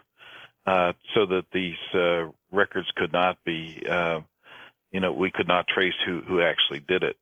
And then they were carefully packaged and worded in such a way that people got little snippets that confused them. Gee, I wonder who could have been behind that, Larry. Gosh. All right, we're at another break point, and I appreciate your patience. I wish we could just go and go. From Manila in the Philippines, all these islands. Good morning, everybody. I'm Art Bell, and we will be right back. It is good morning from the other side of the world, the island nation of the Philippines. I am Art Bell. My guest is the Chief Executive Officer of the National Wildlife Federation. His name is Larry Schweiger, and it's an honor to have him here this morning. We're talking about all sort of, I guess, environmental issues, and that includes global warming. And I know that's where a lot of you sort of go around the corner and get very angry. And I see that reflected in the messages that come to me, some of them anyway. And it's amazing to me. It's astounding to me. And I guess it's just because of, the possible change that we all face. I mean, it is going to be disruptive. We're going to have to change the way we do things. We're going to have to explore new avenues of energy. And I'm not suggesting the world come to a stop and we need oil between now and when we do it. But, you would think that the present political climate, such as it is, if it's not available for anything else, this disaster, you would think that a president like the one we have now could seize it as an opportunity to say, look, that's it. There can be no more delay. We have to begin changing our energy policies and changing them now and changing them quickly. When we needed something quickly done before, we came up with the Manhattan Project. It can be done. But why aren't we doing it? Why haven't we done it in the past? Well, that's not worth asking. That's the past. Why aren't we doing it now? Why isn't this president seizing the opportunity in the middle of this crisis to push and do what I know in his heart he knows has to be done? And I haven't really heard a word yet about it. Or if I have, that's all I've heard is words. I don't understand that. If there was ever a political climate where it could be done, it seems to me this would be it. Of course, the climate does change, doesn't it? We'll be right back. Well, all right, back we are, and let me put that to you, if I might, Larry. If ever there was an opportunity for a president to seize on a current situation and to actually begin to do what, you and I have been talking about in terms of a change of direction for the country and the world, it seems like this would be it. And I haven't heard a lot about that yet. How do you feel about that? Well, I think the president has done what the other presidents have said before, and that is the time for a new energy policy for this country. He has called upon Congress to act. In fact, next Tuesday he is meeting with key Republicans and Democrats to try to see if they can't forge a way forward on an energy and climate policy. The really difficult thing that's going on in Washington right now, and I've been involved in lobbying on various environmental issues since the late 60s, and I've never seen it quite like this. The Republicans have decided that they're going to try to block the passage of anything that is brought before the Senate, particularly, and shut down the legislative mechanism. And that's a very dangerous thing to do to our country because obviously we need to make decisions and we need to tackle problems. And the other thing that's happened is that there's been and I say this as one who was a Republican committeeman in my earlier days, but the Republicans have historically had a strong tie to the environment. We've seen it all the way back to Teddy Roosevelt, but today there is this anti-environment thread that runs through many Republicans, and they're having having a real struggle within the party. There are a few Republicans that want to do the right thing, and they're being subjected to enormous pressure from the others not to step forward, not to stand up to tackle this problem. So despite the fact that we've had our worst ecological disaster in the history of this country, they're being pressured not to do anything on the climate and energy policy. So, that it's a showdown that needs to happen, and I think that it's time to confront this matter and have the American public see in daylight what's been going on behind closed doors, and to understand that there are people who are so closely tied to big oil that they aren't willing to readjust the energy policies in this country. Of course. But if our president has one thing, he has a pulpit. That's what he has. And I think the American people, whatever else they feel, all pretty much know in their core that things have got to change, and they've got to change quickly. Wouldn't it be an opportunity for this president to use the rhetoric he's so comfortable with to sit in front of the American people and say, look, now is the time. There can't be any more delay. Those who stand in the way have got to get out of the way, or we're all... I have to be careful the words I use. We're all in trouble, to put it as mildly as I can. That's what he should be doing. Yeah, and I think that he has that opportunity, and the moment is now, and I suspect that we'll hear more from him because he's made some pretty serious international promises to cut carbon emissions by 17% by 2020, and you can't do that if you don't have a new energy policy. We're currently living under the Bush-Cheney energy policy, and we can see that that's not working. So clearly he has an opportunity to present a new direction, and I would challenge not just the president but also the leaders of the U.S. Senate to step forward. The House has acted; it has passed a bill to do the work that we need to do to get started, at least. And it's now time for the Senate to act. And I hope that the senators will see their moment and do the thing that's right for all America and for the world. God, I hope so too. If not now, then when? I mean, this president certainly has sympathies in this direction, and the opportunity to go to the American people and above the heads of the senators if necessary, and I think it is necessary. I wonder if he is contemplating such a move. Well, I think it's a possibility, and certainly he's made some early statements. But he's got a team of top scientists gathered around him, and I think he needs to unleash his scientists to help educate the public, because the American public has been in the dark on these issues for so long, and because of the confusion that has occurred, deliberate confusion, as it turns out. A lot of people don't understand the dire consequences that we're about to experience if we don't change our ways. So I think there's a need to continue to help the American public understand that this is not only a national security issue, because we are sending, after all, $1 billion to the Middle East each day, and that money helps to, in some cases, helps to fund our enemies. Mm-hmm. Larry, would you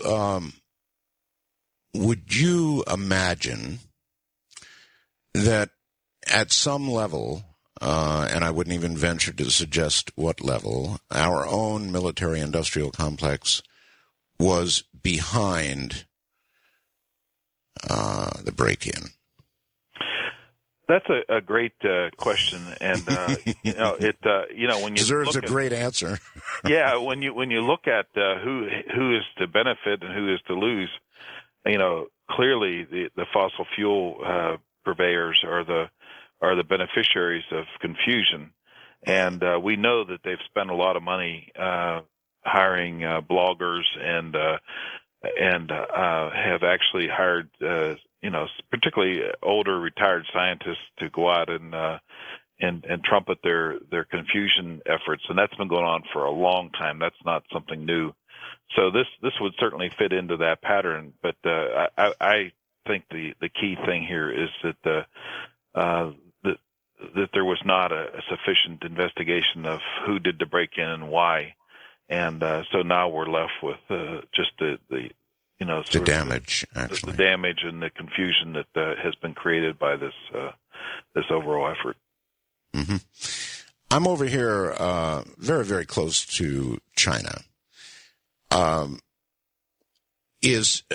China's probably about to become, if they haven't already, the biggest emitter, surpassing the United States, and if they haven't, it'll be soon. Are they doing enough in China to emit less carbon? Well, the interesting thing about that is that China is now number one, and they've surpassed us in emissions. And that story has been out there recently. But the other thing that's going on that is not out there is the Chinese are now buying up all the wind, solar, and new technologies, and they are going to become the driving economic engine behind the new generation of power in the world. We are letting this industry slip away from us. I don't get it. I don't get it. So many Americans could be put to work. So many industries could come back to America, and we're going to let the Chinese lead the march? It's quite stunning. I mean, they're buying our best technologies. You know, our universities developed this technology, and because we have not passed a new energy policy, the companies that got started here in the U.S. are being plucked off one by one by the Chinese, who are, have almost a trillion of our dollars over there. So they're looking for ways to reinvest, and so they're buying our companies and moving them lock, stock, and barrel to China. And the Chinese are going to be making our solar panels, our thin film solar that we'll put on our windows. They're building the wind turbines and developing all these other advanced efficiency technologies that will sweep across the system, and the Chinese will be in the driver's seat, and and that is to my way of looking at it a tragedy of huge consequence to us, because we were the country that developed these technologies, and we're now letting them slip through our hands because we've not made the right energy policy decisions. What happened to us, Larry? What happened to us? We were America. We were the world's leader. When a crisis comes along, we've always been the one to step in and do whatever had to be done. And for some reason, Larry, something happened to America. I don't know what, or maybe I do. It's sad. It's just so sad to me.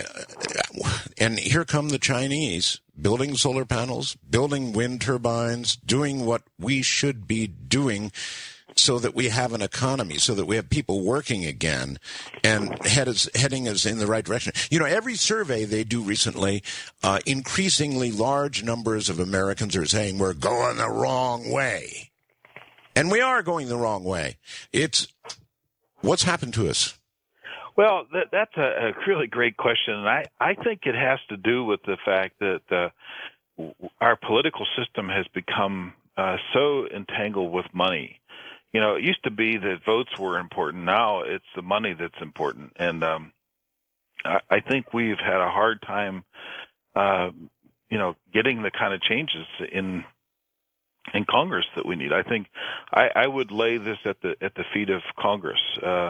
They have, because they have so much money to raise in order to get reelected, to buy the TV ads and so forth, they have become so addicted to these major donations from people who have special interests. And so I think Congress has become a large collection of special interests, and not necessarily watching out for America's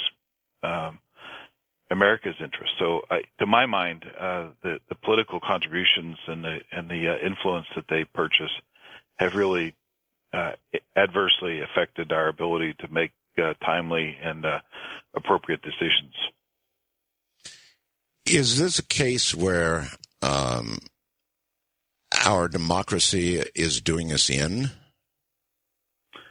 Well, it's interesting because the big corporations have figured out how to play the game, and they've played it very, very well. And And now we have a Supreme Court that just recently ruled that the corporations are essentially people and are able to do what people do in terms of political contributions and in terms of free speech and all that. So, with corporations being granted free speech rights, it's hard for me to imagine that this is going to reverse anytime soon. But, America should be alarmed at how much corporate influence is really driving the decision-making in this country. And it goes, Eisenhower warned us about that. We've been warned repeatedly since that time that this corporate structure is having an adverse impact on our country. And I think today we're seeing the fruit of that of those investments over many, many years. Well said. So I guess corporations are now people, and they have the right of free speech and so forth and so on.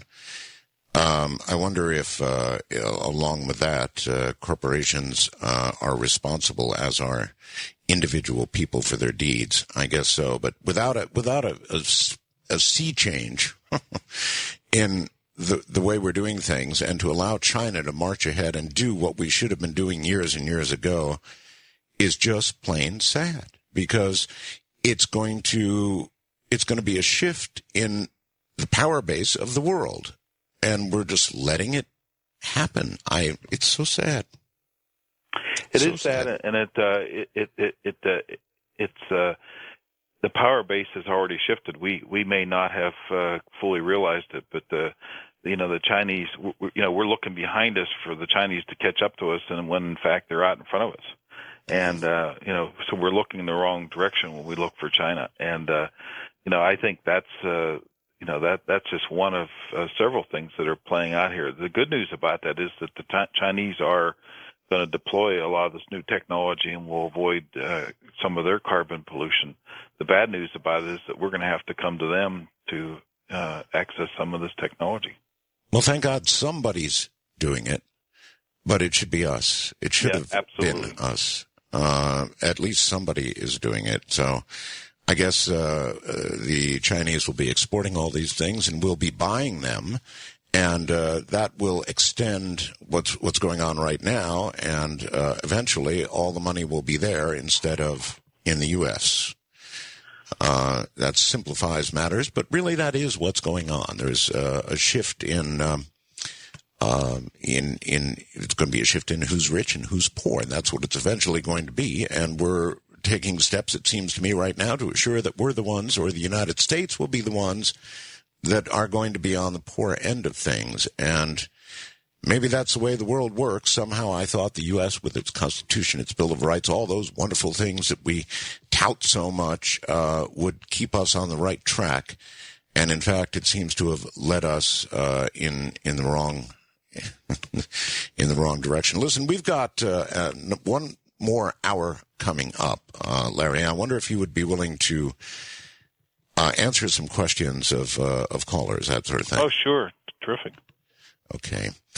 Do you have another book planned? And how long has this book been out now? Well, the book came out in September, and at this moment I have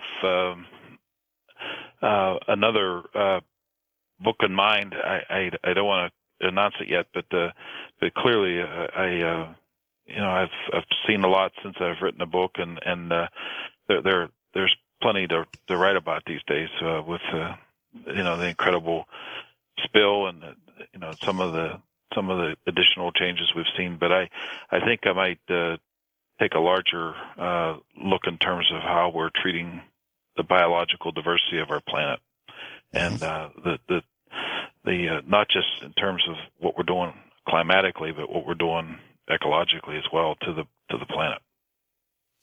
Indeed. All right. Stay right where you are, Larry. And when we come back, we will do as I suggested. We're going to open the phone lines. Listen very carefully as we come back. They'll give you the numbers. And it's your chance to talk with the Chief Executive Officer of the National Wildlife Federation, Larry Schweiger. From Manila, in the Philippines, all islands, I'm Art Bell. Good morning, all. Here I am. Larry Schweiger is my guest. He's the Chief Executive Officer of the National Wildlife Federation. This is your opportunity to ask him questions. I've certainly monopolized the first part of the show with him. So many questions, and now it's your turn. So that's what we're going to do when we get back, which we will in a moment.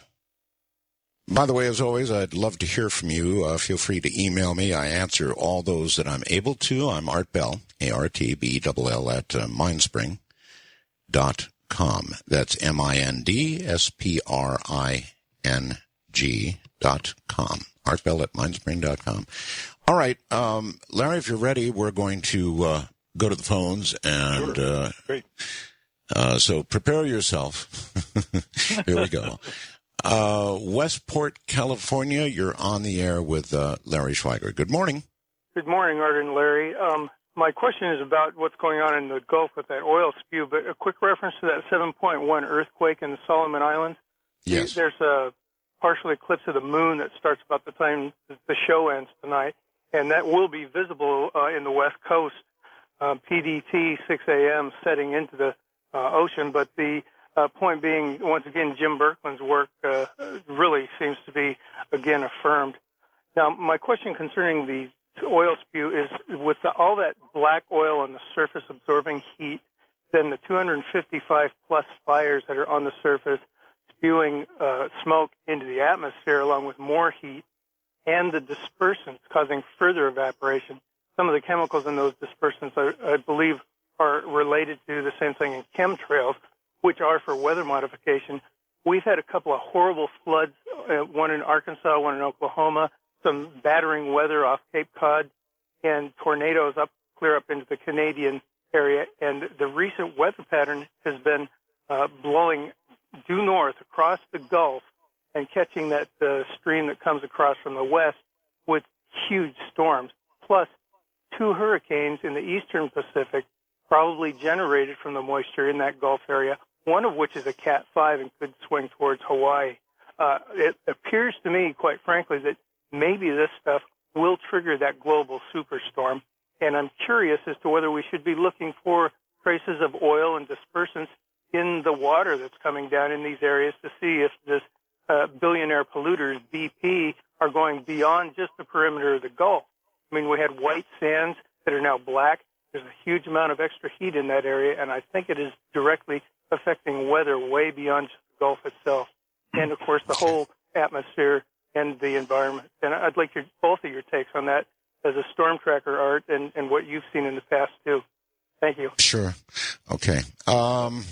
You want to tackle that one? Yeah, let me start by saying that certainly black oil on the surface of water will cause the water to absorb more energy. But there are several other factors at play here. One, the heavy use of dispersants has pretty much removed a lot of the oil from the surface. So we're seeing these threads or remnants of these tar balls that we see showing up on the beaches. But for the most part, the oil is below the surface, as I mentioned earlier, because of the dispersants. There are some chemicals going into the atmosphere. I flew over the oil spill at about 3,000 feet elevation, and certainly you can smell the dispersants in the air. But I think the larger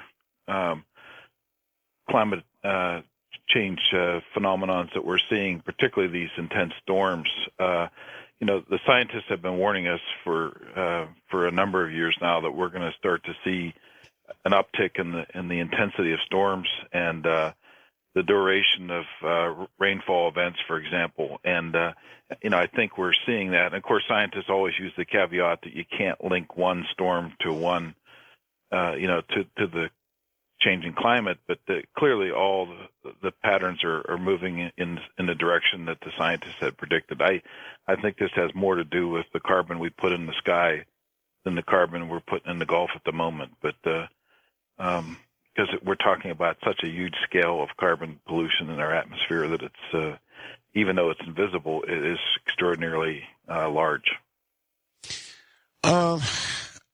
I just, maybe I'm wrong. When I was younger, I was Republican myself, many years, more than a decade ago, I became a libertarian. And then the environmental mess, I guess, moved me a little further. And I just, politically, I'm still a libertarian, very much so, but I see this, my God, I see this as something that is threatening our existence, and to not pay attention to that, to not begin to actually do something is just beyond everything I know and can imagine. Anyway, Wildcard Line, I hope, Wildcard Line, you're on the air. Good morning. Hey, Art, God bless you.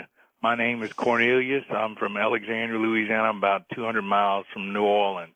And I wanted to tell you and the Coast to Coast listeners, Mr. Larry and George, and your call screener, Jason, God bless y'all. Y'all been praying for us and stuff, so I really do appreciate that. Art, I had called you on, when you had your prediction line, I said the Saints would win the Super Bowl and it'd be the end of the world. And it looks like it's about happening. So I just wanted to say thank you, and we all appreciate you, Art. Right. Thank you very much for the call, and take care. I guess I've gone through a transition in my life, and people have been listening to me for decades, have been along for that ride. But this whole environmental issue and what's going on in the world is what I think has pushed me in this direction. Let's say good morning. I believe on the international line, you're on the air with Larry Schwager. Hello? Hello. Oh, okay. Hi, Art. Hey, Larry. I've a bit of a comment and a question for each of you. One was, I'm sure you've probably heard about weetricity, wireless electricity, how it converts electricity into a magnetic wave and everything. And anyway, I think if we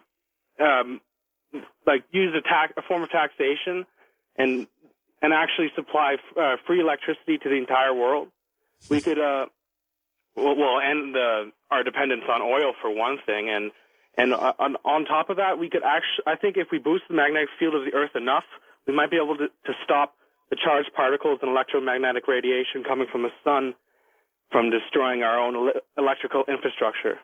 Well, I don't know how we provide free electricity to everybody. I don't have a clue how we do that. Nothing in life is free, and that includes solar panels, wind generation, ocean wave generation, hydroelectric, all of it. Nothing is free. So I don't know about providing free stuff to everybody, but beginning to move into in all of those directions is something that, ladies and gentlemen, if we don't do, I mean, that's about it for us. That's how I feel these days. Good morning, you're on the air. I think that'd be first-time caller line. Hello, Art? Hi, yes. Yeah, I'm Wildcard. New Orleans, WRNO. It's great to have you back on, sir. I missed you. Great to be here. I really wish it was a happier subject to be covering than this. I do, too. Congratulations on your family. And there are some crazy rumors going around on Facebook, and that workers are, first of all, coming down with, this is on Google, it's hard to find also, it's hard to find this information because it seems like it's being so well controlled that people are dropping dead, was according to one of these workers who seems scared to death of a flu-like symptom that's resistant to over-the-counter cold medication. Also, that whales are being blown up. What? And that helicopters are flying over and picking up dolphins. That this thing is much worse than we're being told. And good morning, Larry. I wanted to get your take on it, Art, because you always got your finger on the pulse of this stuff. And are we being told everything? What's going on? Well, I think it's a really good question. BP has gotten basically permission to create zones around their activities where they can basically control those who are on the water. I've encountered this in several locations now in our travels where BP doesn't want the media to see the cleanup operations. They don't want them to be near the oiled birds, and obviously they want to try to hide the number of species that are dying and are being contaminated. So we know that there are more birds, for example, that are getting oiled than we hear about. In fact, that's one of our efforts, is to try to identify these birds before they die, and to try to get as many into rescue operations as possible. But if we're lucky, we'll maybe identify 10% of the total fish and wildlife species that are being impacted. In the case of marine mammals, the same is true. We know there's one sperm whale that showed up dead, but the total number may be much larger. We just, there's just a lot of unknowns out there, and because the Coast Guard has given BP such control, not a lot is being seen by the media. Larry, it's worth exploring a little further. There really are a lot of rumors out there that acting behind the scenes, whoever it is somehow sweeping away as best they can the dead wildlife, protecting the PR image, and that, in fact, it is a hell of a lot worse than we're seeing.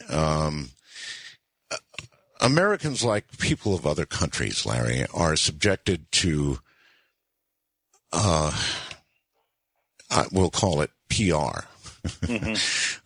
Or maybe that could stand for being propagandized, but it is the case. Could that be going on right now? Is that going on right now? Well, I think certainly BP would like you to see the world through its lens, and it is working hard to do that. It hired former Vice President Cheney's PR person to help, spin the story, and and I think since that day, they've been a little more effective at containing some of these stories. One of the things that they did, for example, was to hire up all the charter boat captains to basically sit on the docks at BP's operation rather than take media out onto the water. So when we were taking at 1.5 boats out on the water every day, and we're now down to 1 or 2 boats because the other captains have been hired by BP to basically, drink coffee and hang out. So, it's clear that they want to shut down the media attention. There's no doubt about that at all. Anyone who's around there has seen it and knows that it's true. And the full extent of this will not be, it may never be known, because, wildlife die and are lost in the system, and we just don't know about them. Right. Wildcard line. Good morning. You're on the air with Larry Schweiger and Art Bell. Hello? Hello, yes. Oh, hi. That's me. So, I try to be optimistic in general, but it just seems so beyond hope. General common sense tells you that all of this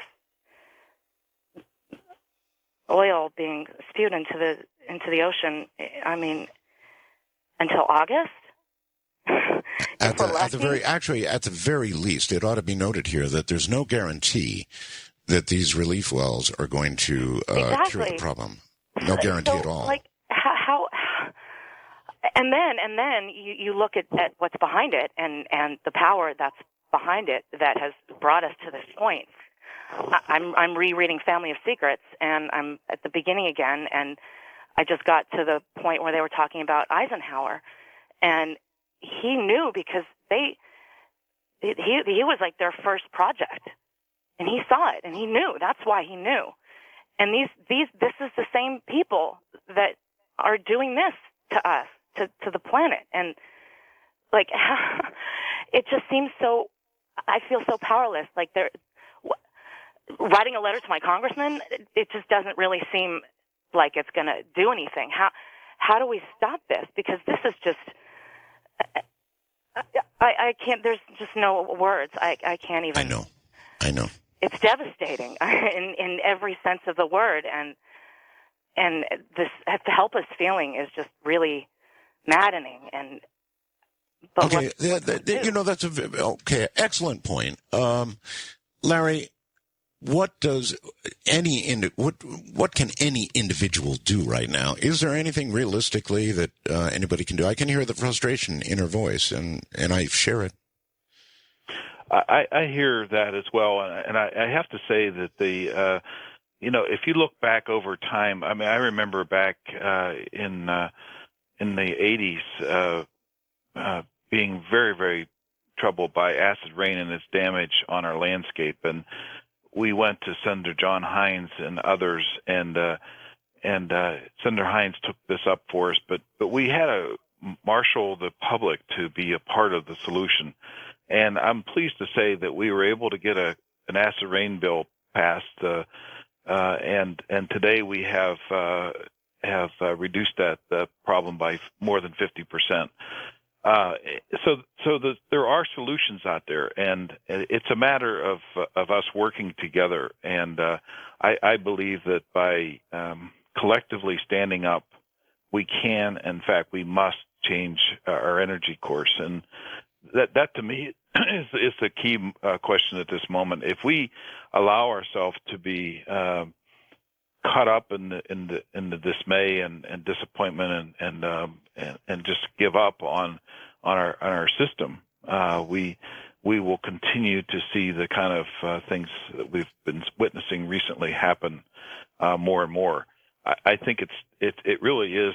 There's another tipping point, and that tipping point is that the American people wake up and demand more leadership from Congress and from every aspect of our federal government to tackle problems like this, to not try to sweep them under the proverbial carpet, but to in fact deal with them head on.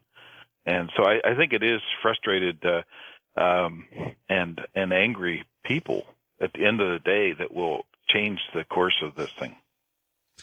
Okay, let's go quickly east of the Rockies. You're on the air. Good morning.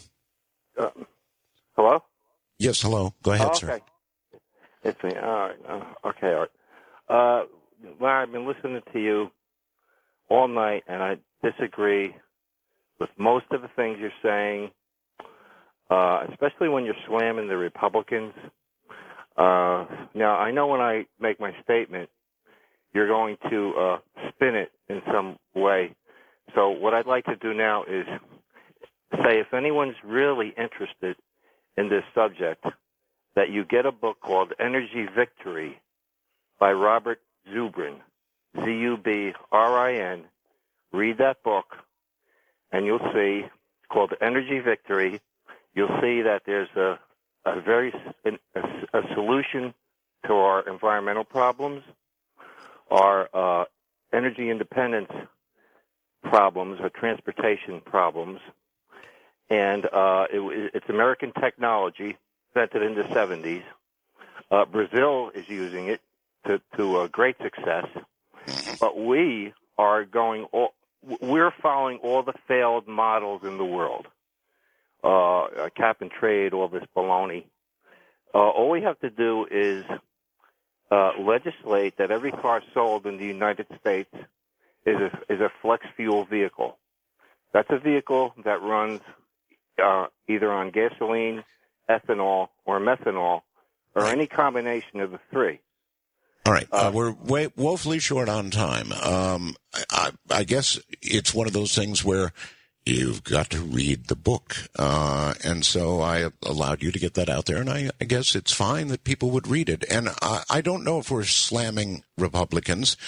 They're a big part of this country. It's just that, God, we're headed in the wrong direction. And in fact, the Republicans are to some degree blocking legislation that could begin to head us in the right direction. But I'm also complaining about a president who could seize on this terrible tragedy as an opportunity to sit down with the American people and say, look, either we do this now or else. Truly, or else. From Manila in the Philippines, another break point already. Good morning, I'm Art Bell. We own the night. And have for a long time. Welcome to Coast AM, everybody. The Chief Executive Officer of the National Wildlife Federation is my guest, Larry Schweiger, and we're discussing the oil spill, the climate, what's going on in our world right now, and I guess politics, because it's unavoidable in this venue. It's really unavoidable, and I understand that once you take a stance, whatever it is, you're going to have half or better than half of the people upset with you. But there comes a time when everybody has got to, say what they feel, or it's going to be too late. And if we don't get moving, folks, pretty quickly, it's going to be too late. That time we've all been talking about, that tipping point, is getting very close. We've got to do something very soon. If we don't, well, a lot of you have children and grandchildren. They're going to be in a very, very different world than we live in right now. We'll be right back. Well, all right. Once again, and quickly, back to the phones. Wildcard line. Good morning. You're on the air with Larry Schweiger, I hope.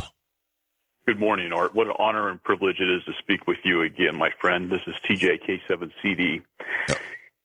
And I'd like to... You ought not identify yourself in that manner, but go right ahead. Thank you, Art. And listen, I'd like to draw your recollection briefly to November of 2003, just prior to the presidential election, when you had hosted on KNYE a talk show where specifically we discussed whether or not we should be formulating a national energy policy in the United States. Mm-hmm. And then during that show, you afforded me the great opportunity to be able to discuss with you, as well as with Jim and Greg, this very specific discussion. And I had promoted the fact that the administration then, as well as previous administrations, has been negligent in the United States presidency, that they should form the equivalent of a Manhattan Project to quickly identify and develop alternate forms of fuel energy for the United States so as to get us off the dependency of Middle Eastern oil, not just for economic reasons, but for national security reasons. Mm-hmm. And in light of what we're dealing with now, this horrible disaster, I mean, we are dealing with things that I fear are just on the horizon that is going to be more unbelievable than what we're already dealing with. I mean, we're dealing with GMO-modified food crops in this country that are devastating food crops. They're putting us on the brink of famine. We're dealing with the issue of honeybees that are dying off mysteriously, that the best and brightest scientists can't identify what the cause is. And now we understand, because rain clouds are formulated over the seas with these horribly toxins, and not just the oil, but in this unidentified solvents that BP is using, that they refuse to identify to the United States government what it consists of, because they hide behind the excuse of it being a confidential formulation. You know, what's going to happen when rain clouds form and they start to rain over our crops? These toxins, that's going to destroy the bees, the food, get into the food chain and make us sick. And my God, the poor people down there have lost their livelihoods. I mean, we're talking to millions of people. I mean, we think the Wall Street disaster in 2008 and 2009 was horrible. Wait until this happens. I mean, we learned many years ago that whenever there's a big hit on the economy, it takes anywhere from 9 to 12 months before it actually trickles down throughout the rest of the economy and infects all Americans.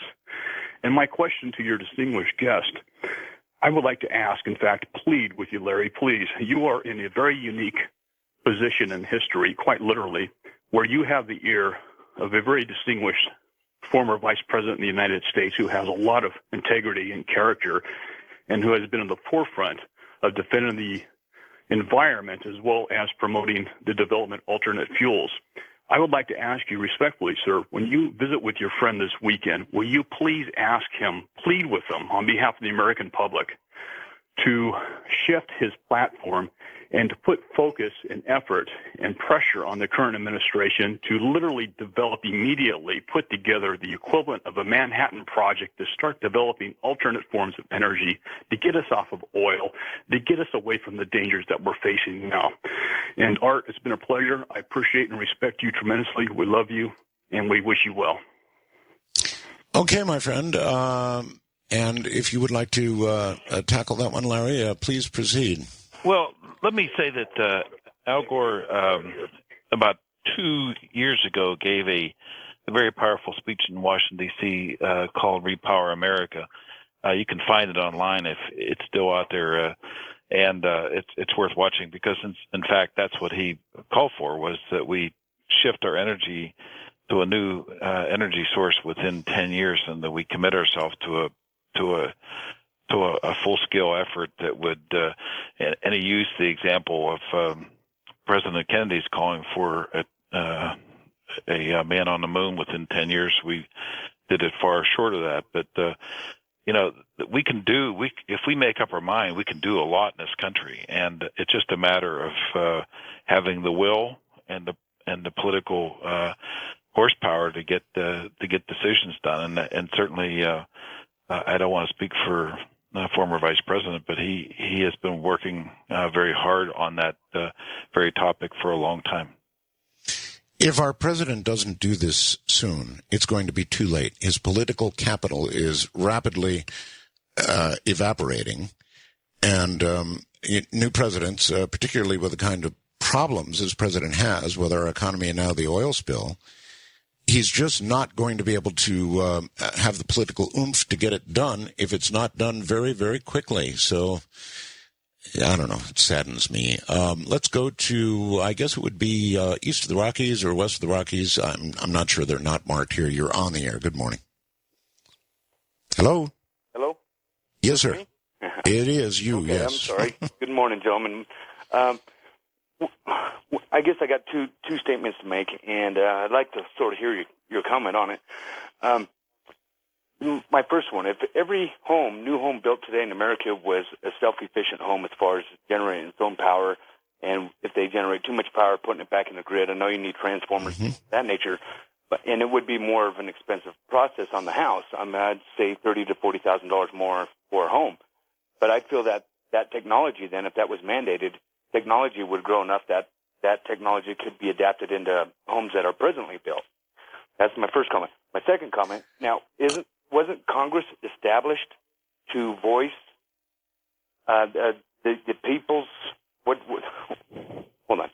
Congress was established to speak for the people, if I'm correct, right? Yes. Okay.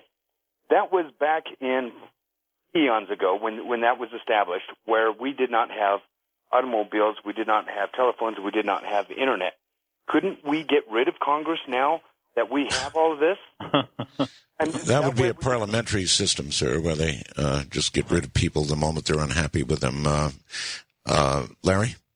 Well, I think I'd like to address particularly the first part of that question. When I bought my first computer, it was an Apple II, and it was a real clunky thing, and it had these big floppy disk drives, and it had an impact printer with it. And the total bill for that computer was like $9,000, and it barely could type a memo without having to slow down and catch up to the floppy disk. But I share that with you because I think the technology, once we start down the path to a new energy technology, we're going to see a couple things happen. One, the price of solar is going to drop quite dramatically. The efficiency will go up dramatically, and I think those are the kinds of things that will happen once we decide to do that. And until we move in that direction, we're going to have higher costs. But I think clearly, if we commit to a new energy pathway, we'll see dramatic breakthroughs, and we'll see the cost come tumbling down. And the important thing is having the public policy in place that drives that. We saw that with the telephone. When they passed a law changing the rules, all of a sudden we had cell phone towers everywhere. We've seen a tremendous transformation in the telephone industry in the last 20 years. We've seen the same thing with the internet, tremendous transformation as a result of a law that basically allowed people to set up their own websites and that sort of thing. Sure. So we've seen in the past when we pass the right kind of legal framework, that it actually stimulates incredible economic development, and also stimulates a lower costs. And, I think that's what we're waiting for with energy. And that's why, frankly, so many people are fighting so hard to keep it from happening. Because if we turn this corner and move towards highly efficient homes and homes that produce electricity in their windows and on the rooftops, we're gonna have a different game, and everyone is going to be able to play in that game because we're all going to be producers of energy and not just consumers. And so it will shift the table quite heavily in a direction of the consumer, and I think that's a part of the dynamic that's playing out here. So, in my mind, it's a matter of setting the policy in place first, and then we have a congressional system. We just need to make it work. It's up to us to be the lubricant to force our senators and House members to do the right thing. And once we do that, we'll see a tremendous opportunity for new jobs and for truly a green economy coming out of this dark age of carbon. Well, Larry, I think that's going to be the game, all right. It's just that I think the major player in the game is going to be closer to me here in the Philippines than to you there. Let's go to the, I guess perhaps the first-time caller line. You're on the air. Hi. Hi. Can you hear me? I hear you indeed. Okay. Thank you so much for taking my call. Larry, I can't think of anybody I'd rather be speaking to, and this is my first call tonight, and I just feel so privileged to be able to speak with you. My husband and I have a registered wildlife habitat in the city of Garden Grove, California. Oh, wonderful.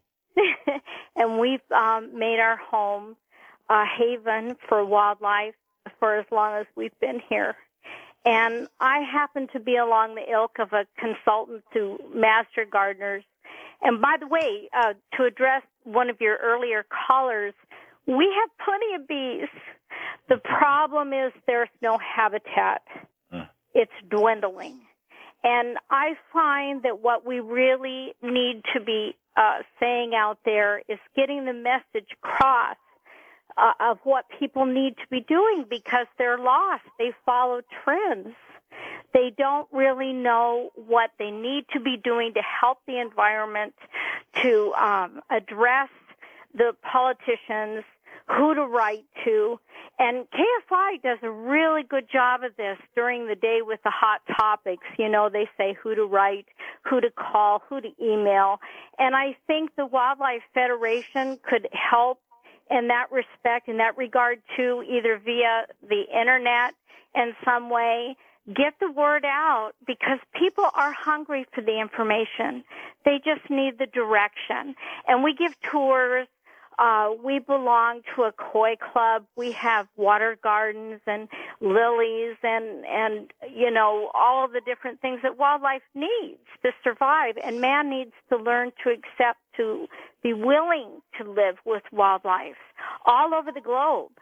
And if they want to save their environment and save other species, they have to accept that.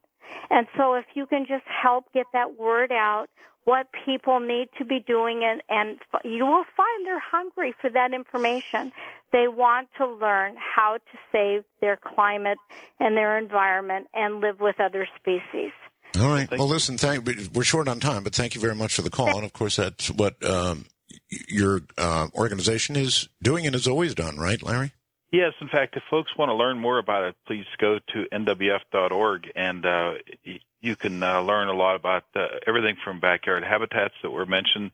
And if you look at our oil spill site, we also have a large section on climate change and on wildlife. And also we spend a lot of our effort trying to bring more kids into the outdoors and through both backyard habitat programs and green hour and No Child Left Inside and a number of other important programs. So I would encourage listeners to check our website out. Okay. Wildcard line, good morning. You're on the air with Larry Schweiger and Art Bell. Hi, Art. This is Larry in Fort Lauderdale. It's been a while. Hi. How you doing? Pretty good. Quick comment and a question. I feel that we have to start looking at the Earth more like a spaceship. And when companies poke a hole in the bottom of the earth in an area that man cannot reach with two hands, or does something stupid in the atmosphere, it's sort of like opening the door on a spaceship. And we have to have some laws, maybe international laws, that say, wait a minute, some of this stuff that you're doing is so cataclysmic that if something happens, you just can't do it unless you have 2 or 3 relief wells that are, within 10 feet of the main one to stop something that's happening here. That was my comment. The question was, I feel that, and this is for the BP people listening in too, is that they're stonewalling us. I can just see their corporate counsels filtering everything that comes out of there. And if they were to be more transparent and allow the news people to show the lower level people that are operating the ROVs and do some voiceover of what they're trying to do, it might go $1 million in publicity for them, and also you let the American public know that people are trying to do something and take some of the stress and tension away, because they see that, the rake and file people are trying to cap this thing, are trying to do stuff. But I can see a very heavy hand in the full-page ads and in their statements, their talking points, and it's very, very transparent in today's environment that the corporate attorneys may have written off the company and they're just trying to keep the CEOs out of jail. That was my question. I had actually thought the same thing. Very good call. In other words, we get to see the pictures of the gushing oil, and we only can guess at what's going on. Some sort of narrative, much the way NASA has provided so many times with the visuals they've given us, probably would be a good PR idea. Obviously, BP is doing all they can right now to shut the damn thing down. That would be a good PR move, I think, for BP to explain to people what they're actually doing and what we're actually seeing. Or maybe that's too much to ask. Larry? Well, those are really good points. I think particularly going back to the original point, which is that we're allowing people to do things that are very, very dangerous. And we need to have good plans in place before we do that and understand the full implications. And that's why this decision by this local judge, who incidentally owns stock in 8 oil companies, to go back to drilling offshore is just so appalling, because he's basically saying turn your headlights off and continue to drive down the highway, and that's irrational. And I think the president and the administration have been trying to be prudent here, and when you got a judge telling you not to be prudent, it's really, really troubling. It is absolutely amazing to me as well. When something of this magnitude happens, that you don't stop for whatever period of time is required to figure out what in the hell went wrong so it doesn't happen again. I'm aware there are other wells, deeper wells, in fact, than the one that blew up and is giving us a problem right now. And so, yes, of course, you pause. Larry, it has been my pleasure, believe me, to have you on the air with us tonight. The time is all gone. The program's over, and that's it. Well, thank you. Thank you, my friend, and I hope your book sells well. Okay, thanks so much. Take care. And again, folks, anybody who'd like to email me, you're welcome to do so. I'm Art Bell at mindspring.com, and I fully expect the flames to be probably larger than those in the Gulf. For now, though, and until next time, from Manila, Philippines, good night.